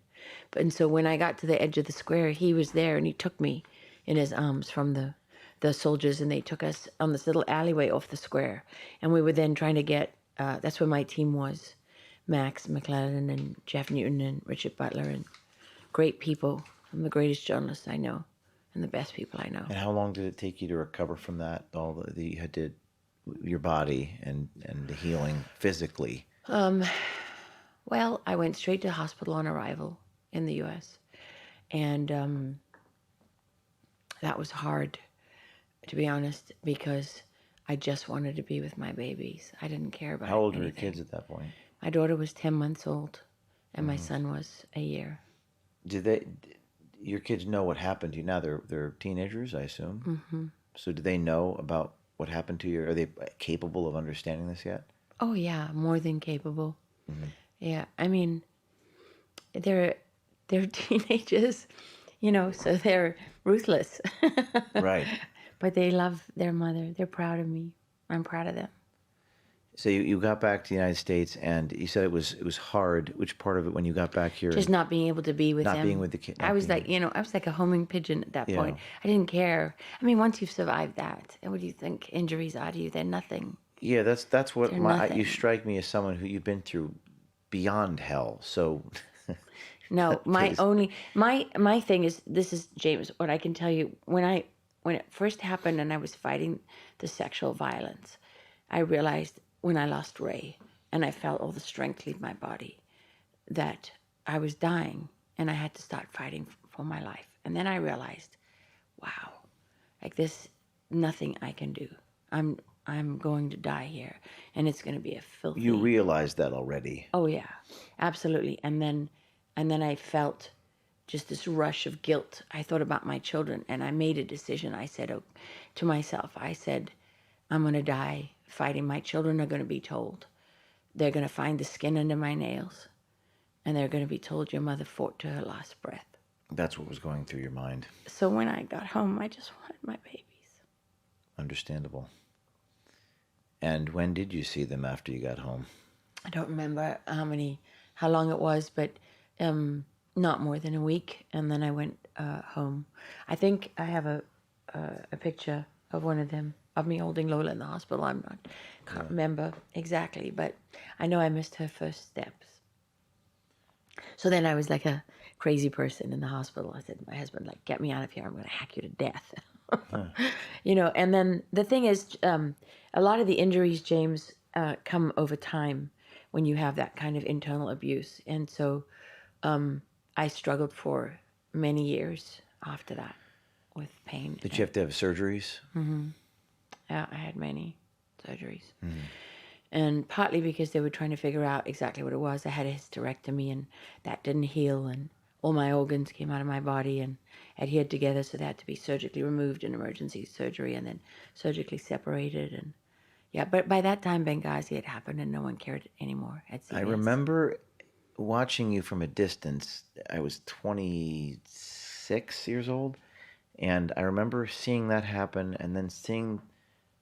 Didn't like Obama and Hillary say, Obama "Oh, called this is me. so horrible"? He called you. No, I have a letter from Hillary. In fact, my husband said to me the other day, should we have it framed? You should definitely have it. I have a letter from General Petraeus. What was interesting? David Remnick, the editor What of did the New Obama Yorker. say on the phone? Well, it's funny because I didn't want to take any calls, and one of my very best friends in the whole world for us, Ibrahim al-Samurai, he's Iraqi. He just got on a plane. He didn't even call. He just showed up at the door. And my sister and my brother flew from South Africa. And I was in my closet. And my husband came up the stairs and he's like, it's the phone for you. And I was so annoyed because I didn't want to talk to anyone. And he said, it's the White House. Whoa. And handed me the phone, and it was Barack Obama. Yeah. What did he say? I'm so sorry about what happened to you. You know, and we've been thinking of you and praying for you, and, you know, such a terrible thing. And you're such a great journalist and do such amazing work. And with Michelle and I are thinking of you and all that. And that letter from Hillary. Mm-hmm. You should frame that. Yeah. Yeah. I mean, and then, I mean, it would take... As a monument to evil. It was what did the letter say? Was there anything memorable of it? I was just standard You know, apologies. I actually have this big box of letters because I had thousands and thousands of people write to me, and many of them were men who'd been raped and sexually abused in their lives and had never talked about it, and and all the letters are in there, and I actually thought I should read those again. I don't remember exactly what it said, but you know, there was, I mean, General Petraeus wrote to me as well. It's at that time they all liked me. Until they didn't. But the one thing I'll say about that is it strikes me as, you know, like a soldier doesn't talk about his battle. But when I met you in Mamaroneck in 2021, I was struck by how open and willing you were to talk about this. Is that true of many survivors of this sort of thing? No, I mean, a lot of people struggle to talk about it, but I think more and more survivors are talking about it. And I learned from a South African woman who was raped by two horrible men who, on a Sunday night, took her out in the middle of nowhere. And after they raped her, they gutted her. And then they talked about, well, could she survive? And just in case, they slit her throat and tossed her out of the car. And this woman, Alison Burta, I'll never forget because I was a young reporter at the time. She felt around in the dark for her insides, and then she found her denim shirt, and she held her entrails to her body with her shirt, and she started to crawl, and she said she couldn't understand why she was moving forward, but the world was upside down until she realized her head was behind her. And so she crawled forever, holding her head and holding her insides. And she eventually got to the road, and she had to lie down on the road because she had no strength left. And the first car went around her, and the second car was a young veterinarian who saved her life and ended up marrying her. And Allison, at her trial, the judge asked her, "How can you be so strong?" Because she gave them a description, detailed, on her way into emergency surgery that night. And she said in that courtroom, "They took so much from me that night. Why would I give them the rest of my life as well?" And so that was those words that I never forgot them.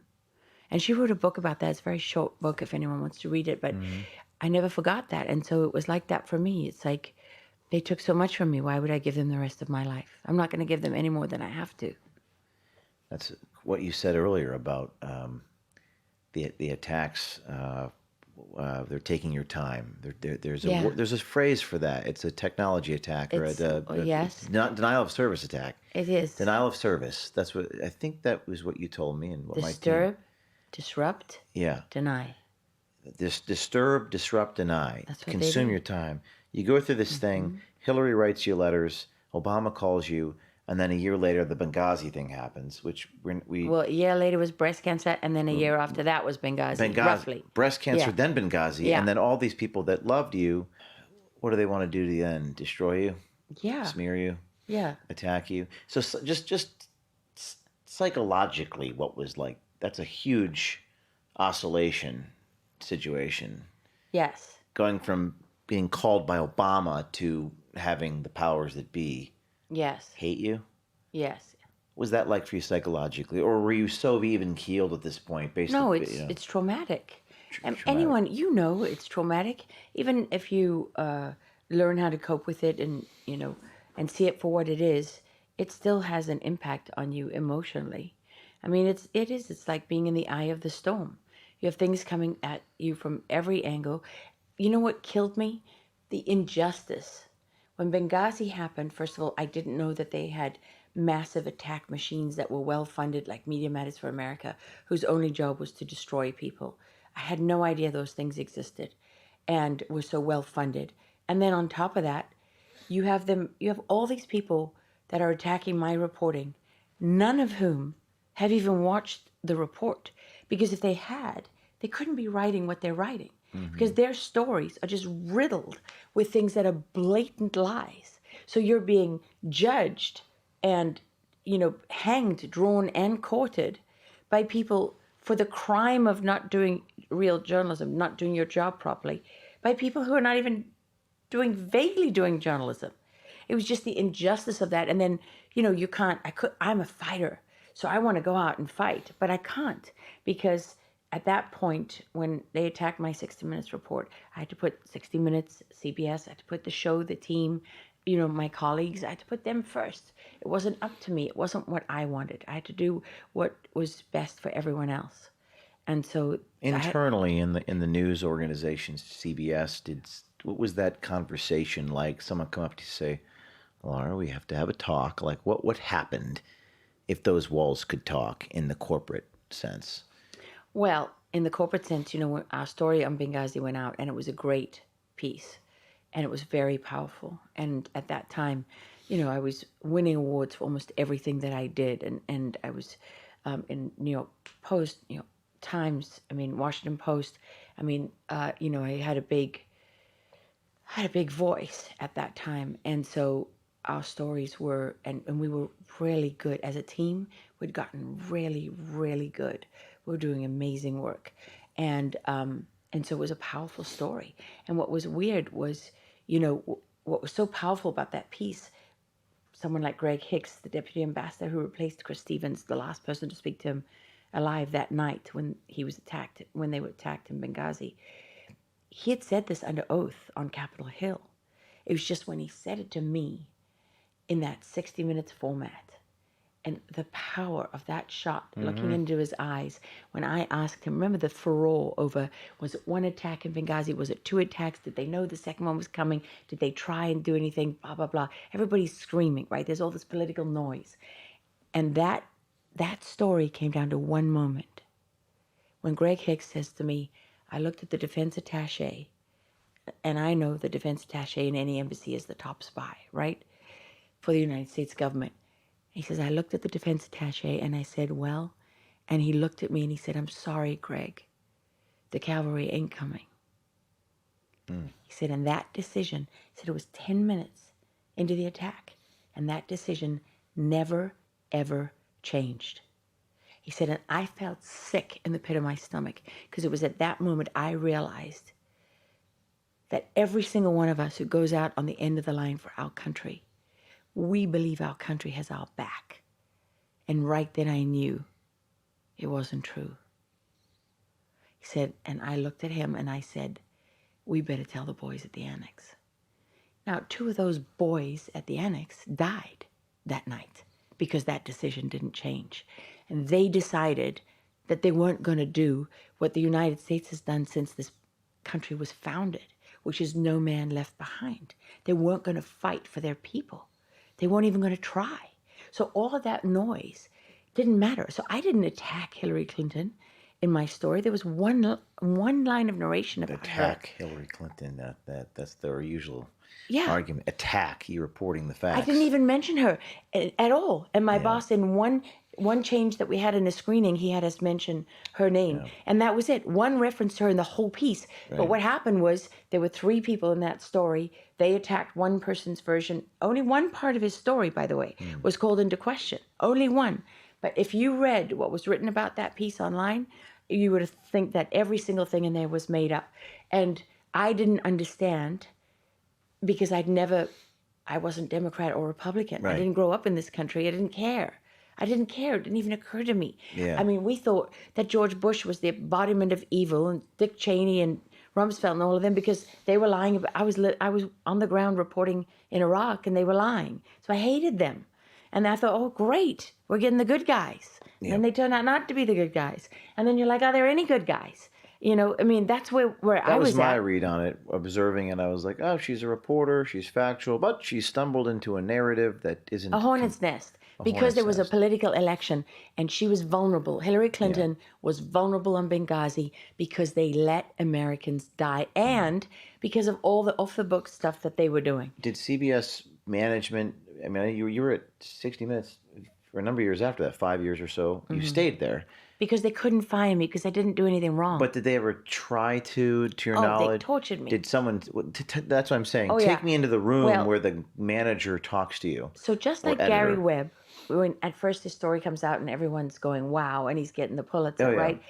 The CIA starts going behind his back. That's immediately what happened with me. The same machinery. Give me an example. Exactly the same. What was it like? They went to people in Washington. Every reporter in Washington was visited by a contact, whether they were from the State Department, which is just a front for the CIA anyway, or whether it was, you know, like Scott Pelley. I remember getting a call once, the one day from my boss, and he said, John Kerry's press person has contacted Scott Pelley. And he says, oh, you better stay away from that Benghazi stuff. What that guy told you guys isn't true. So now you've got another reporter. They're playing one reporter off against the other reporter. Be careful of her. Yeah, be careful. But what did you hear first person at CBS? Well, the first thing, they start to chip away at the story. So they attacked us because we didn't mention that the CBS News did. I'm talking about 60 Minutes itself. Yes, I'm talking about CBS and 60 Minutes immediately came under attack, right? So one of the things that they were criticized for was that they hadn't revealed that the one character had written a book and it was a subsidiary of Simon & Schuster that published it, and Simon & Schuster was the same, you know, ownership as CBS. So that had been my boss's decision. So he's like, fine, let's own that one and say we should have said that. Nobody cared that it was Simon & Schuster. It never even was. It didn't make any difference to any of us. So we hadn't mentioned it, but that was a corporate decision, not ours. So, you know, they chip away at it until they finally can get their hooks. So they produced a document that was supposedly an after-action report. They shopped this document around to all CBS did? No, the State Department. Well, which is, you know, whoever, right? And they're taking it to all these other journalists. And so then the rumblings start in the media, and the calls start coming into the CBS press office, you know, and then Media Matter, of course, they're going nuts, and they're criticizing you and putting you under pressure. And then it was, they produced this report that contradicted what the one witness, only one part of his story, one part. And he says, I never seen that report. I didn't write it. The deputy ambassador says it's got a stamp on it that says U.S. Embassy Benghazi. That's a fake stamp.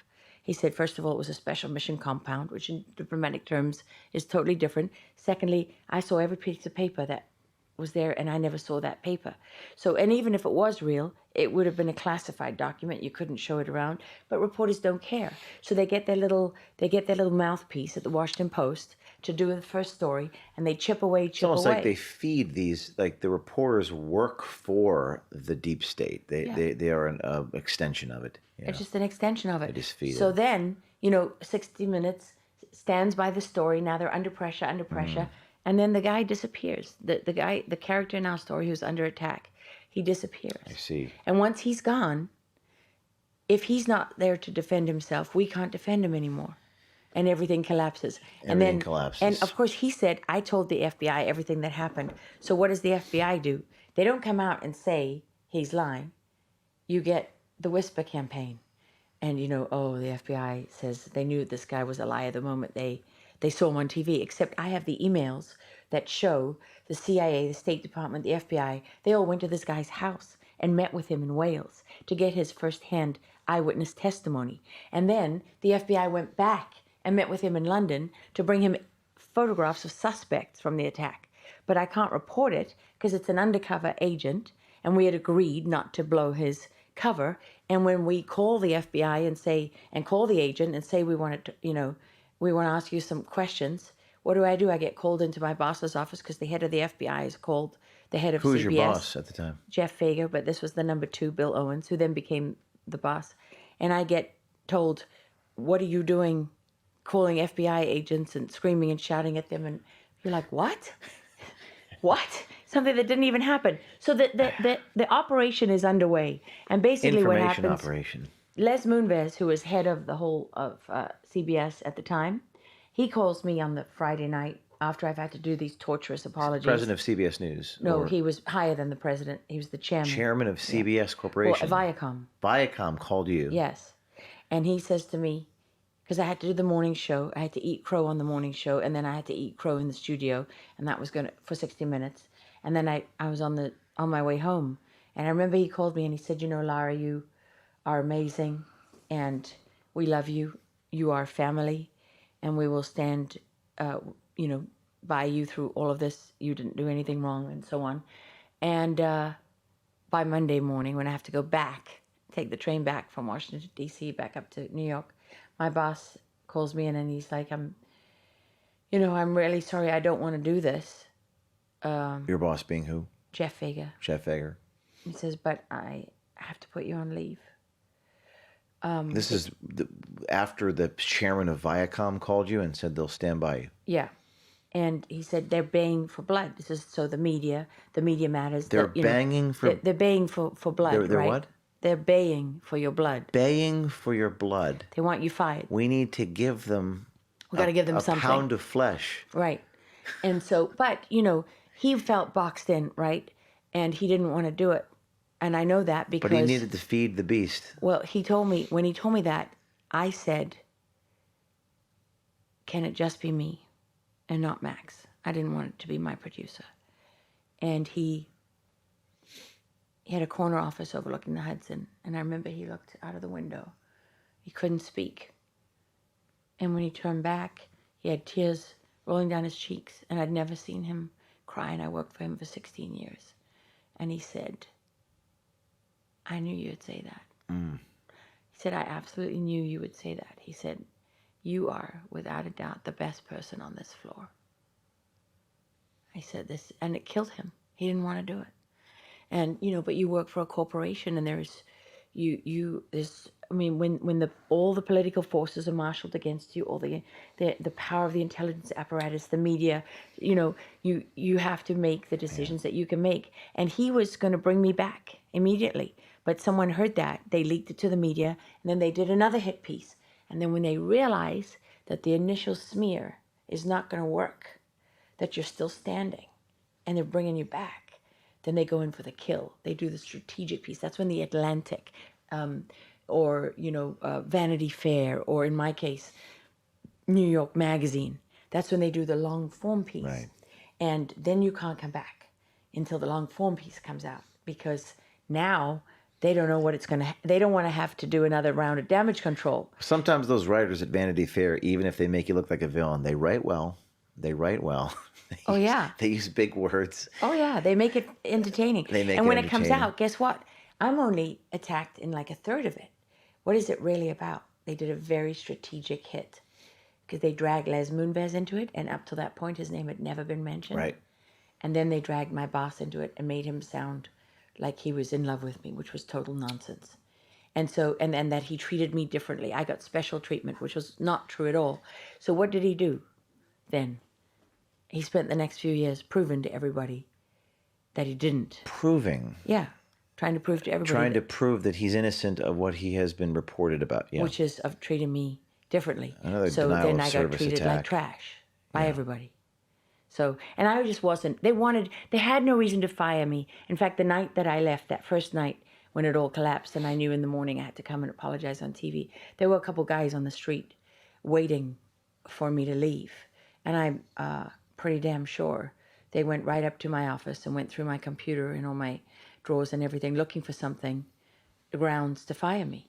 There was no grounds to fire me, even though they did this ridiculous report where they try to pin it on Max and I and say that we didn't do our jobs. The reason we didn't do the things in the report that they said we didn't do was very simple. We signed an NDA, a non-disclosure agreement with the publisher of this one character in the story, that we would not disclose the details of what he did that night. It was written by CBS. It was their attorney who drafted it. It was CBS who said we should sign it. And when they did a report excoriating us for our poor journalism, all the things they said we didn't do them because we signed an NDA. And when we said that, they said, well, that doesn't mean anything. It's like, you sign a legal document on behalf of your company. I'd never done one. I'd never done that before. I took it very seriously. They said, well, it doesn't mean that you can't do this, and it doesn't mean you can't call the FBI or call the State Department and tell them what is in this guy's book, that he says, if they find out I'm about to publish this, they're going to come after me. And you've signed a legal document. And everyone says to you, that doesn't mean anything. Or it doesn't mean anything when they want to pin it all on you and use it to destroy you. Into the buzzsaw. It's just into the buzzsaw. Yeah. I don't know who coined that phrase. It was one of these reporters. That's what it feels like. I've been through, not exactly what you've been through, but the Acorn story was like that. Media Matters comes after you.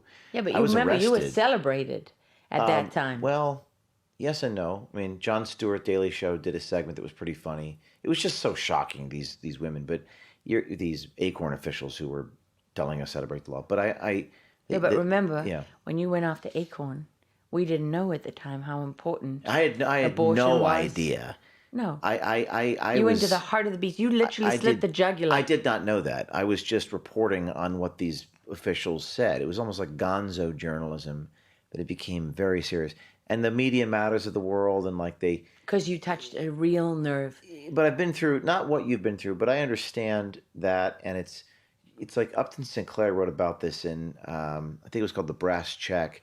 He was just fighting everybody at the same time, just to report the facts. You know what it's like? For me, it felt like being at a feeding frenzy with sharks, because I reported on this. I've actually been with great whites under the water, and that's what it's like. It's like when they're all coming in and taking a piece of you, and the more the blood is in the water, you're chumming the water with your blood, the more they want you, and the more they're all going to get a piece of you. So this is interesting, and they had to give a pound of your flesh to these various entities. Had to give a piece of you to satiate the sharks. Yes. Now, when I talked to you 4 years ago, and we had lunch at that French restaurant in Mamaroneck shortly before you interviewed me for, was it Fox Nation? Yes, it was for my series, Lara Logan Has No Agenda. And how long did that series run?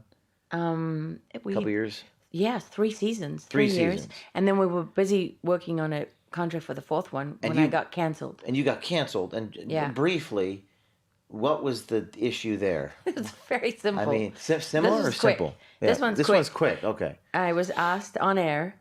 Fauci had been on Margaret Brennan's show on CBS Sunday Morning, and he had said, I am science. And if you criticize me, you're criticizing science. And they said, what do you think of that? And I said, well, a lot of people I talk to don't see Fauci as science. They see him more as Dr. Joseph Mengele, the doctor of death. That was it. It was done. They went nuts. Then suddenly, I went from being, by the way, awarded by many Jewish organizations across the country. I have awards from them for various reports that I've done over the years. I went from that to being anti-Semitic. Doctor of anti-Semitic? Yep. That was the angle? Mm-hmm. They said I was anti-Semitic. That wasn't your intent. Because I was trivializing. No, not at all. That wasn't They your said intent. I was trivializing the Holocaust, and how dare I be so cavalier because of the terrible legacy of Dr. Mengele, which was my whole point. That was the whole point. And it was because of this. If you've read RFK Jr.'s book. I did. Right. So this is the thing. For me, HIV was very personal because I grew up in Africa and I reported on this. And I stood in a graveyard on a Sunday night watching them dig hundreds, just row upon row upon row of graves this size for the babies that were going to die. The women in South Africa, because they weren't allowed to say their children died of HIV because the men didn't want it. They had protest headstones. They would take all the little plastic vials of medicine and they would put those on the grave. And all through the graveyards, you could see these graves with these little plastic medicine bottles. Then I was in orphanages where they had all these HIV orphans. I mean, I held little babies that were dying. This is very personal for you, yes. the AIDS issue and then, Fauci. And then you find out that Fauci did experiments with drugs. What was the drug? AZ something? Well, AZT, AZT was the drug. So like the remdesivir of briefly, HIV. My uncle, my father's brother, had AIDS. And this is personal to me, too, because my uncle died of AIDS and took that. And did he die of AIDS or did he die of AZT? From AZT? Well, I don't know. Because what Fauci did was, and he approved AZT, it mimicked the progression of HIV. So all of these people and their families thought they were dying from HIV, but they were actually dying from AZT. That is what an evil bastard that little gnome is. It's kind of strange that that was the issue with Fox Nation. It doesn't strike me. It wasn't the issue with Fox Nation. Oh, it wasn't. No, because Finley, who was the editor at Fox Nation, was a real journalist and a great guy. Okay. He had no issue. And he even told me when he called me, he's like, just lay low. He's like, I know you're not anti-Semitic. This is ridiculous. Yes. Absurd. But what it was an opportunity. So when you're targeted, James, as you probably know, nobody's lining up to hire you. Everybody's lining up to tell you, that thank you for standing up, thank you for telling the truth. You're wonderful. Right. But no one actually wants to take the risk on hiring you, and because you're not controllable. But what happened with me was I got a job for a production company in Montana, and they had a contract with Fox Nation to do this show. It was so successful, and I was on Fox News all the time on all of those shows. I was not paid to be on Fox News. I was never hired by Fox News. I was never hired by Fox Nation. And after 3 seasons of my show, it was so successful, and I was on Fox all the time, and I had great relationships with everyone there. So Finley said, this is silly, let's just hire you. And I was in negotiations for my first contract since leaving 60 Minutes that would have really set me up with security, to be just secure. And because my first contract doing that show, I got paid less than I did when I was hired at CBS as a young correspondent. So, and then once that happened with the Mengele thing, they made something out of it. They made sure that contract negotiation went out the window. They being the corporate people because, at the top. I mean, Fox, who's in charge there? What's their deal? Like, who's the person that's doing that? Well, I don't know who's there now, but what I can tell you is that Fox, without Roger Ailes, it was already infiltrated, and then it was taken over.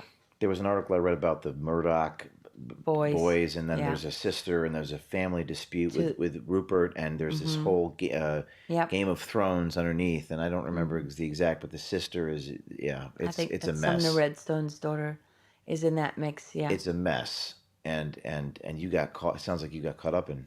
Well, no, it's just Fox was infiltrated and taken over, and they didn't want, they needed people like myself and Tucker Carlson there to bring in the viewers and for their identity as, as being who they are.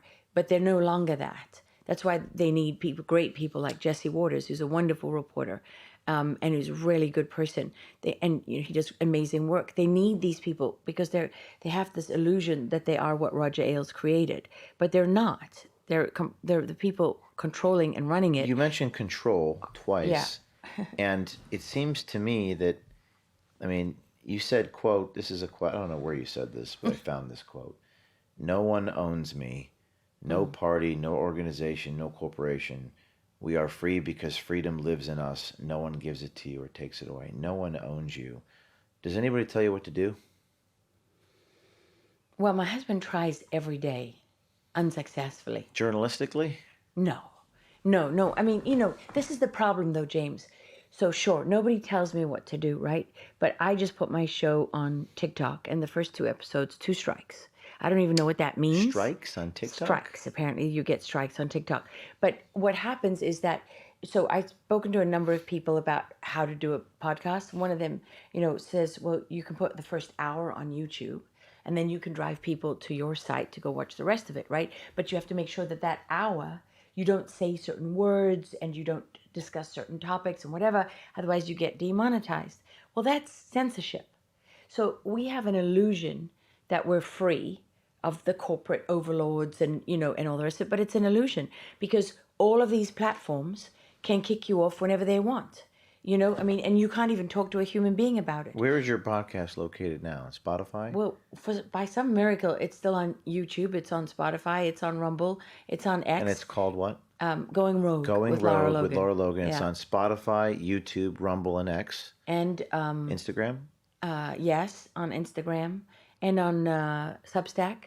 I put it everywhere because I've got this, I just can't shake this uncomfortable knowledge that any one of these platforms can kill your show anytime they want. But other than that's a big deal. Tech censorship. So what do people do? They self-censor. I don't self-censor, as you might have noticed.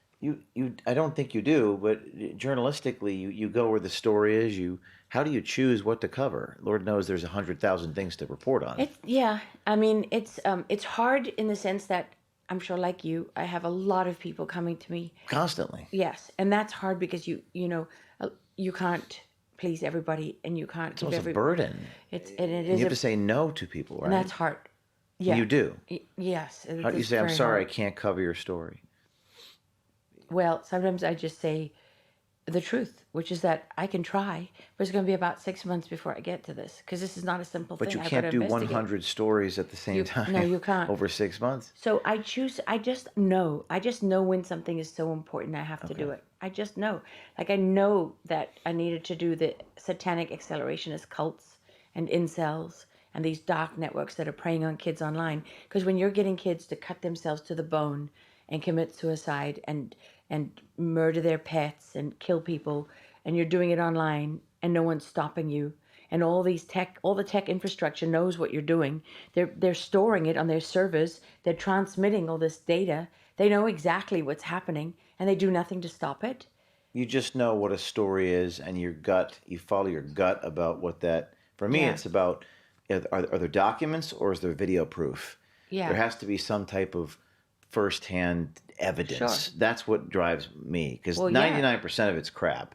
Yeah. Or someone hearsay or speculation. Or someone's trying to tie you up in knots. Well, that too, but or someone trying to plant false information with you. So you have to verify too. But generally speaking, you try to look for a document or a video. That's my compass. Yeah. Because very, very, very rarely are there those things. Video evidence of a first person, like Epstein Island. We had a source inside the government who provided us actual images inside the temple, inside the library. Yeah, that's interesting. So now I have to prove that that's real. Yeah. I have to verify that's real. Sometimes you can't disclose how you verified that's real. No. But it's interesting because that's a burden that I feel as a reporter is we get 100 tips a day. People are pleading with us. Yes. And a lot of it's like family court stuff, which I don't go there, but you must get a lot of stuff. I do. But it's been so frustrating for me to watch the dishonesty of the media over the last, more than 10 years. So I know the things that I need to expose. Report on. The Russia collusion thing is going to drive me nuts. It's just going to drive me nuts until we have people held accountable for that. because it was so frustrating that you could say that, look, the Steele dossier is nonsense. Oh, you're a right-wing Trump supporter. What? How did I go from here to here? This document is fake. Yeah. You know what I mean? And who paid for it? Oh, wait, these people paid for it. Okay, wait. Well, that's wrong. I mean, but things seem to be changing. Like legacy media doesn't seem as important as it used to be. Like when I started 15, 16 years ago, yeah, like I go back to this concept with give them your pound of flesh. There was shame. You could shame people away because you got tarred and feathered by the Washington Post. The Washington Post did a huge hit piece on me in 2017. I'll never forget it. It was devastating. Yeah. They said that I had tried to plan a fake story about a rape thing to get undercover. And it wasn't, it was half truth, innuendo. That's the tactic they used against Tim Ballard from Sound of Freedom, by the way. Right. Same kind of thing. It's like mendacity and innuendo and like, it was like a very nuanced innuendo. It was like he tried to plant a fake story. I didn't want to plant a fake story in the Post. I was pretending to be something so I could get a meeting with somebody. And the Washington Post ran a front page hit piece, and it influenced people. I don't know if they I don't think they have the same degree of influence. Do you remember when we first met? I told you a term, information dominance. That's what they had. Me. They had information dominance. But do they have it today? No, that's what's changed. When did that change? Well, it changed in a profound way with Elon Musk. The person who chipped away at it most effectively before that was Rush Limbaugh. But Elon Musk purchased a Twitter, that what you're saying? Yes. Yeah. I mean, because Twitter was so vast, it had such reach. Yeah. And so it was a death blow to their information dominance. And it really opened the way, because remember when you were not being, when those papers turned their back on you and they were no longer reporting on your investigations, you didn't really have a voice. I mean, you did, but it was limited. Yeah. And so you were trying to get back. It's not local media. Andrew Breitbart would say to me, I didn't realize you could leverage local media. I found between 2011 and 2016, most of my stories were state report. And they got on the front page of these state newspapers. Yes. That's what I was doing in the wilderness. And then when Trump came on the scene, yeah, things changed a little bit too. I did those Bob Creamer videos. But I know what you mean. Information dominance. It really shifted in a meaningful way. But what we talked about in Mamaroneck in that French restaurant is you were talking about, the approval that we all tacitly seek, even if it's 5% of our hearts. Stop seeking their approval. You said stop seeking their approval. Stop giving them power. Don't stop giving them that power over you. Meaning stop caring what the New York Times thinks about you. How many times do they have to lie? And you're still, what I mean? It's like going to the Nazis at as a Jewish person in the middle of the war and saying, well, how about now? Do you like me more today? Can you just give me a stamp of approval? But you want that Pulitzer Prize and you want those Emmys and those Peabodys but they're awful. Proverbially, they're awful. They're awful. They give people awards for stories that didn't even happen. Common folk, if you walk down the street in rural Michigan, oh, you want a Pulitzer Prize? It still has a brand to, of course. Of course, but that's why we have to create our own. We have to create our own. Because it doesn't mean, once you give someone a story, an award for a story that didn't actually happen. Oh, with the award is now meaningless. Russia gate. Yes. Which is a point that Elon pointed out. And not just 1 year, but 2 years, 3 years in a row. The Washington Post won a Pulitzer Prize in that article about me. In other words, they won a Pulitzer Prize reporting this mendacious thing that was sort of a half-truth. So they get rewarded for lying. They got a Pulitzer Prize. So we have to ask ourselves, or lie by omission too sometimes. Yes. But why do we seek the approval of people who have consistently proven themselves to be profoundly dishonest? That's a rhetorical question. I mean, I don't. You're a very unique soul. I hope you understand. You're a unique human being. Why do we seek the approval? Maybe because I've already had it. Maybe it's different for me because I've already have it. I have a DuPont Silver Baton, which is the Pulitzer of television journalism. I have, everything from Emmys to Walter Cronkite Awards to Overseas Press Club Awards. I have a plethora of them.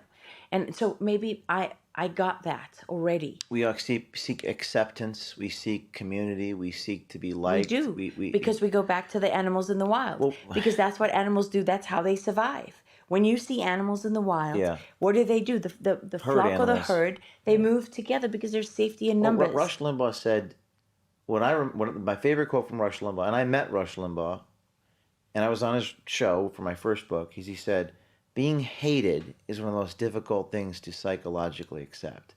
Being hated by, and these are my words, I'm paraphrasing, by all the people that you want to be liked by. Huh. And that's a very difficult thing Wow. to accept being hated and smeared. Yeah. And it's one thing, you have your teenage angst. You're 17 years old in the morgue. I mean, I was 18 years old at Rutgers making videos and undercover. And then you have this sort of, as a child, you want safety and comfort in your childhood bedroom. Yeah. As a teenager, you angst, change the world, power to the people. And now I'm 40 and I'm like, sometimes I just want peace. But to be smeared and tarred and targeted. Yeah. This is difficult. Yeah, but we got to get over it. You know what I gotta mean? get over We it. got to get over it. It's done.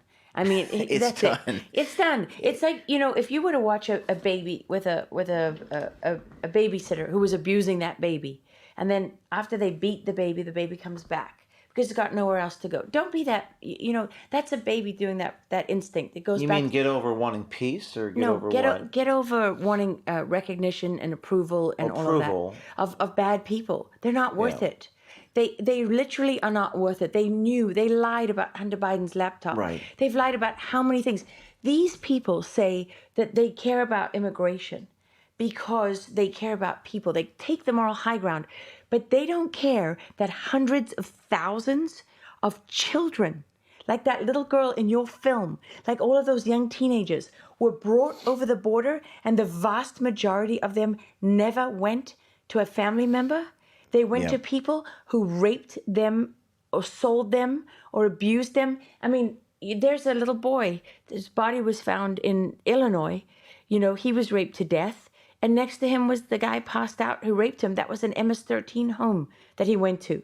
They didn't care. When whistleblowers came, oh, by the way, whistleblowers who you exposed, thanks to you and Project Veritas, Aaron Stevenson, when he came out and said, we're giving gang members, we're taking them off the transnational criminal list so that they can sponsor children.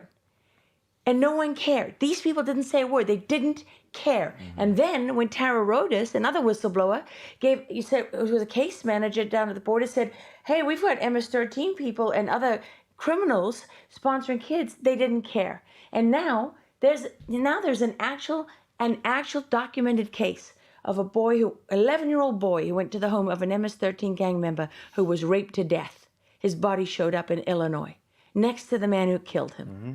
Okay, these people are not worthy of your time.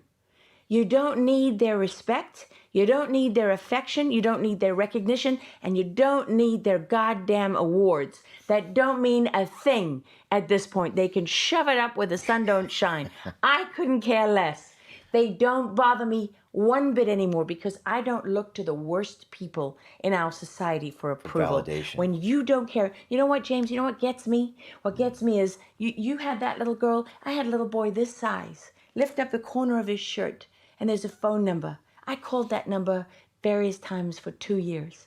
No one ever picked up. Mm.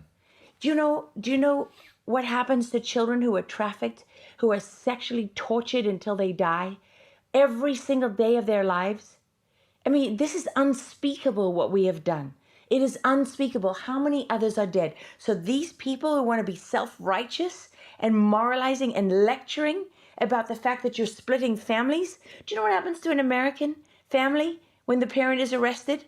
They're split. You think you get to take your kids to jail? No. Families get torn apart in this country every single day. Does it break my heart? 150,000%. You think I could sleep at night coming back from the border to some horrible little motel? I don't care about these people because they mean nothing to me. They have shown themselves to be the worst kind of people. What happens to them is out of my, I don't care. It's your lived experience in your life, everything that you know, and there's a difference between, okay, I meant to say everything that your wisdom, you have wisdom, first of all, from what God gave you, but also from your experience in life that taught you these things. You have won, what was it called? The TV award? The DuPont DuPont Silver Baton. Silver, but it even sounds ridiculous. DuPont Silver Baton? Yeah. There's a difference in a Peabody? Is it a Peabody for television? Oh, yeah. No, the Peabody's for television. Emmys? Yeah. I mean, it sounds a little absurd.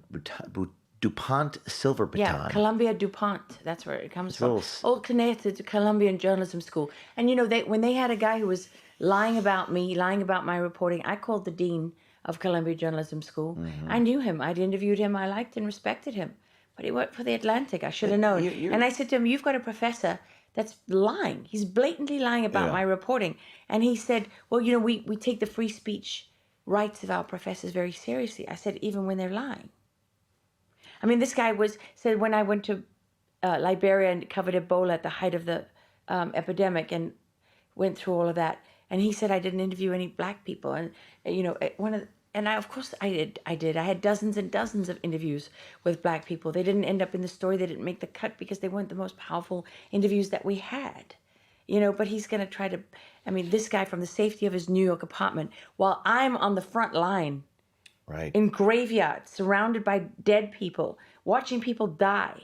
You little jackass, you're going to go off to your little job at Columbia Journalism School and you're going to opine. Who, by the way, when you were a correspondent for the New York Times in Africa and there was an Ebola outbreak, you know what he did? Ran for his life. Yeah. Ran for his life because he was a pathetic little coward. I mean, I wrote the Train of Death in Mexico, like with the Venezuelans, and yeah, that's I had a New York something. Times reporter throw shade on me. It's like, I'm on the train of death with Venezuela, who, by the way, I'm giving water and pizza to these Venezuelan children, and it's kind of a pro-immigrant movie. It's an anti-system movie, but Seriously. I get your point. You've lived, though, the wisdom that you have. I would call it, there's a difference between wisdom and knowledge. Yeah. Those guys at the New Yorker magazine, I don't doubt they don't read a lot of books. They probably read all about history.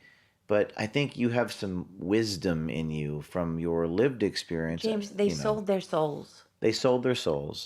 That's it. They sold their souls. But a lot of people do that. A lot of people do that. A lot of people do that. I don't worry about that. I just don't worry about that. Well, because you can't control it. And there's no time. There's no time. There's no time. We have a short window. You got to so focus on the people who are willing. Is that what you're saying?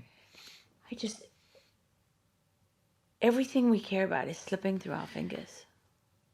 And we have a very short window of time to fight for that. A lot of it is gone already. I don't know what it looks like in the end. But you know what? My daughters, my children, are not going to grow up wearing abayas and having no rights and reciting the Quran. And they're not going to grow up as slaves. Forget the Pulitzer people and the Columbia people and the CBS people and all that. Like the first question Rush Limbaugh asked me, it wasn't about, tell me about the escapades as a pimp or what it was like in a New Orleans prison. You know what he asked me? And Rush Limbaugh is a very smart man. Right. You would agree, right?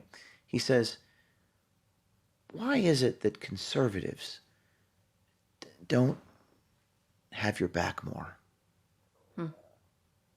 That's the first question he asked you. What'd you say? I quoted him. I said, liberals circle the wagons and conservatives circle the firing squad. At the time, this is in 2013. Progressives tend to stick together and conservatives tend to run for the hills.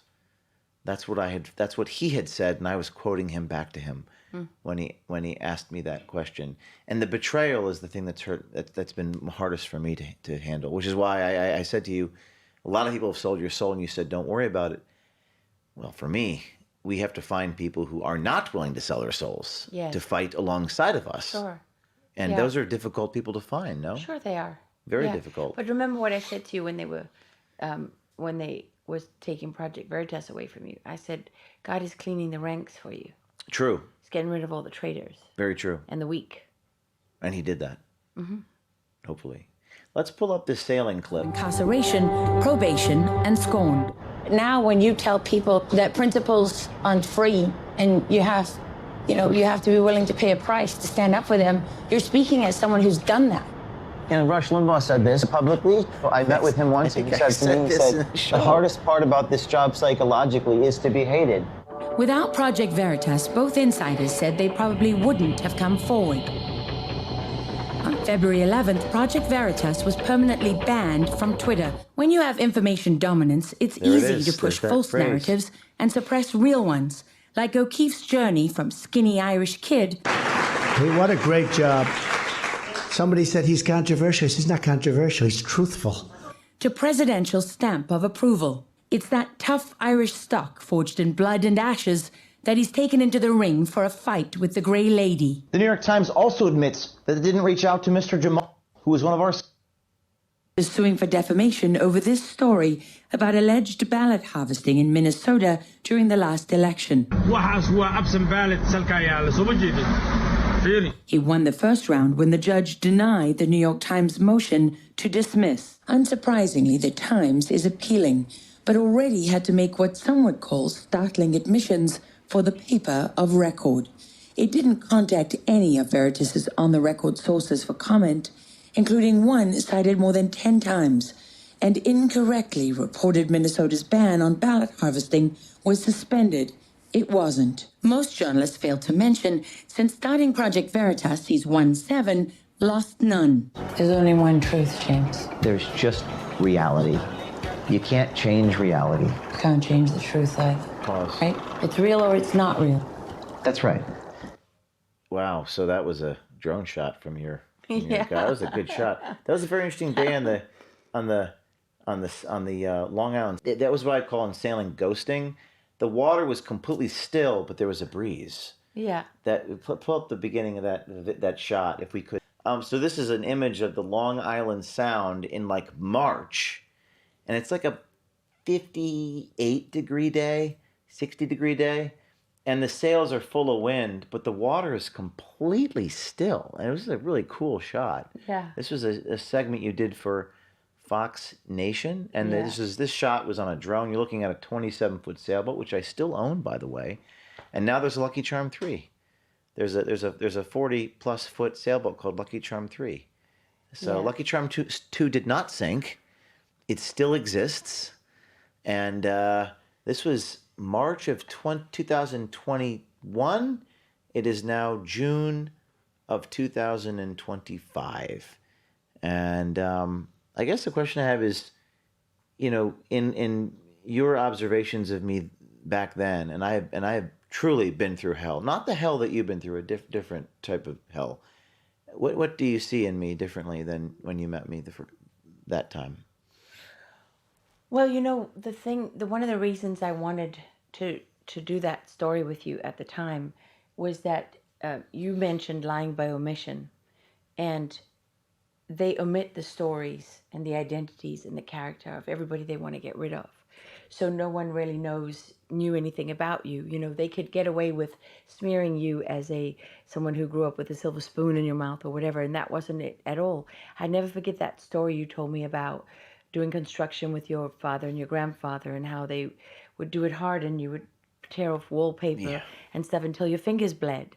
And it's I love to tell people's stories, especially great people. And I've always told you, James, that I admire and respect you for what you've done and what you've built and what you've been through. And I don't think people really appreciate, when everyone's bitching about what car you took or how much you spent on a meal or whatever it is. The pregnant sandwich. I took a pregnant woman's sandwich. Right. Yes. It's all those things.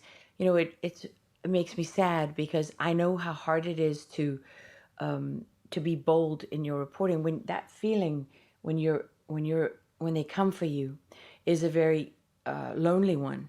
And when you called me just after they raided your apartment, and you were telling me what happened with being, and everything, and I said to you, do you remember when I said to you, this is the best thing that ever happened to you? I remember that. And you said to me, it doesn't feel like it. Well, because the fear. I mean, I was paralyzed by just for about 3 or 4 days. That was a brief fear. And I said to you, it's going to turn around, and this is going to end up being the best thing that ever happened to you.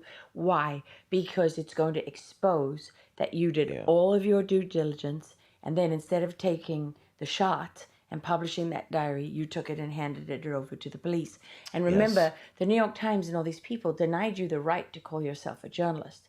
They called you an activist and whatever they wanted to call you. They deemed, right? They put it on you. And that was one of the reasons I came to do your story, because I recognized that you were doing your own kind of journalism, but if you like, in the tradition of Mike Wallace at one point in his career, and you were denied that. And I knew that that was wrong. And so what I think since that time, what you have done, you've been through many iterations of pain and suffering, and you finally accepted the architecture of the smear and the tentacles that it can have and how these things kind of work. Because a lot of that was sort of new to you at the time when we first talked about those things, you know, and you weren't really sure about it. But maybe the biggest change in you is that you were not led by God when I first met you. Were you? That's an interesting question. I have to think about that. Not that you didn't believe, but maybe when you, not consciously. But when it wasn't really a factor in your decision making. And when you had that terrible evil day in the courtroom, I took a chance because I didn't want to say something that wouldn't have any relevance to you, but I needed you to understand that you were really under spiritual attack, and the only way out of spiritual attack is to choose God over and good over evil. Fear God, not man. I mean, and just find your refuge there. Remember that peace that you find. Peace comes with that acceptance that the serenity prayer captures. God, grant me the serenity to accept the things I cannot change, the courage to change the things I can, and the wisdom to know the difference. Yes. And there is only one truth. Yeah. That was the thing on the boat at the end of your segment. There is only one truth. Not your truth, not my truth, not all that nonsense. I remember you One saying truth. that. That was the one thing that struck me from meeting you. But it was the way that you said it. You said, and you said it with such a stoic assurance. It was, sometimes it's the way you say it as well as the way. There is only, and you say it like you absolute. There is only one truth. That really stuck with me. Well, because it's really important that you really understand, as a journalist, that is your refuge. Yes. Because you don't own it. No one does. It doesn't care about parties. It doesn't care about anything. And our job is to find that truth, as much of it as we can. And sometimes it comes over time, and sometimes you can only get part of it, but it still doesn't change the fact that our salvation as journalists comes from the fact that there's only one truth. Only one reality. Yes. Because you're reporting facts. That's it. Only one truth. Well, I think our time has come to an end. I've covered a lot of ground, and your podcast, Going Rogue, with Lara Logan, on Spotify. And where do people find your podcast? On X and on Rumble and on YouTube and on laralogan.com. And what's next for you? What's your next story, adventure? Well, I actually, would you believe, this is a dark note to end on, but my next big story is about the terrible, terrible abuse of animals that's happening with the rise in bestiality, which they've renamed zoophilia. That's a tough story. Sorry. A lot of people don't even want to, they turn their head away in the movie when the animal gets hurt. Not when the person gets killed, when the animal gets hurt. They can't even watch that. But you know what we've done? Like, the United States government for 34 years has made dogs run on treadmills until their hearts burst, pumped them full of blood pressure medication, doing medical experiments on animals. So you're reporting on this now. You're working on this now. Is this a podcast or investigative report? No, this is John. I found a great person testifying, and with a few others, but John Goodman from the White Coat. I can't remember the name of it, but he's been investigating this for years. And guess who is responsible for a lot of these animal experiments and abuse? Dr. Anthony Fauci. Dr. Fauci, this little gnome, has so much power. A horrible little man. And the book by Robert F. Kennedy I was very impressed. I was glued into that book. Yeah. That was an incredible really book. important. really incredible Yeah. and important. And Who else gets a free pass for testing medicines on black and brown or Hispanic foster children with no parents? Who gets a free pass for that? That story, by the way, was broken by NBC in the time when they still actually did real journalism. he has so much power. I very, very was it Machiavellian or just persuasive. Machiavellian. Machiavellian. That's the word to describe him. He's a dark little evil gnome. And we're about He doesn't to have any power anymore. That's true. And we're about to expose another executive in the pharmaceutical company, so stay tuned for that. So it's nice to see you, and thank you for being here. Thanks for having me. What is your price? Because if your price is not your life, then you are for sale.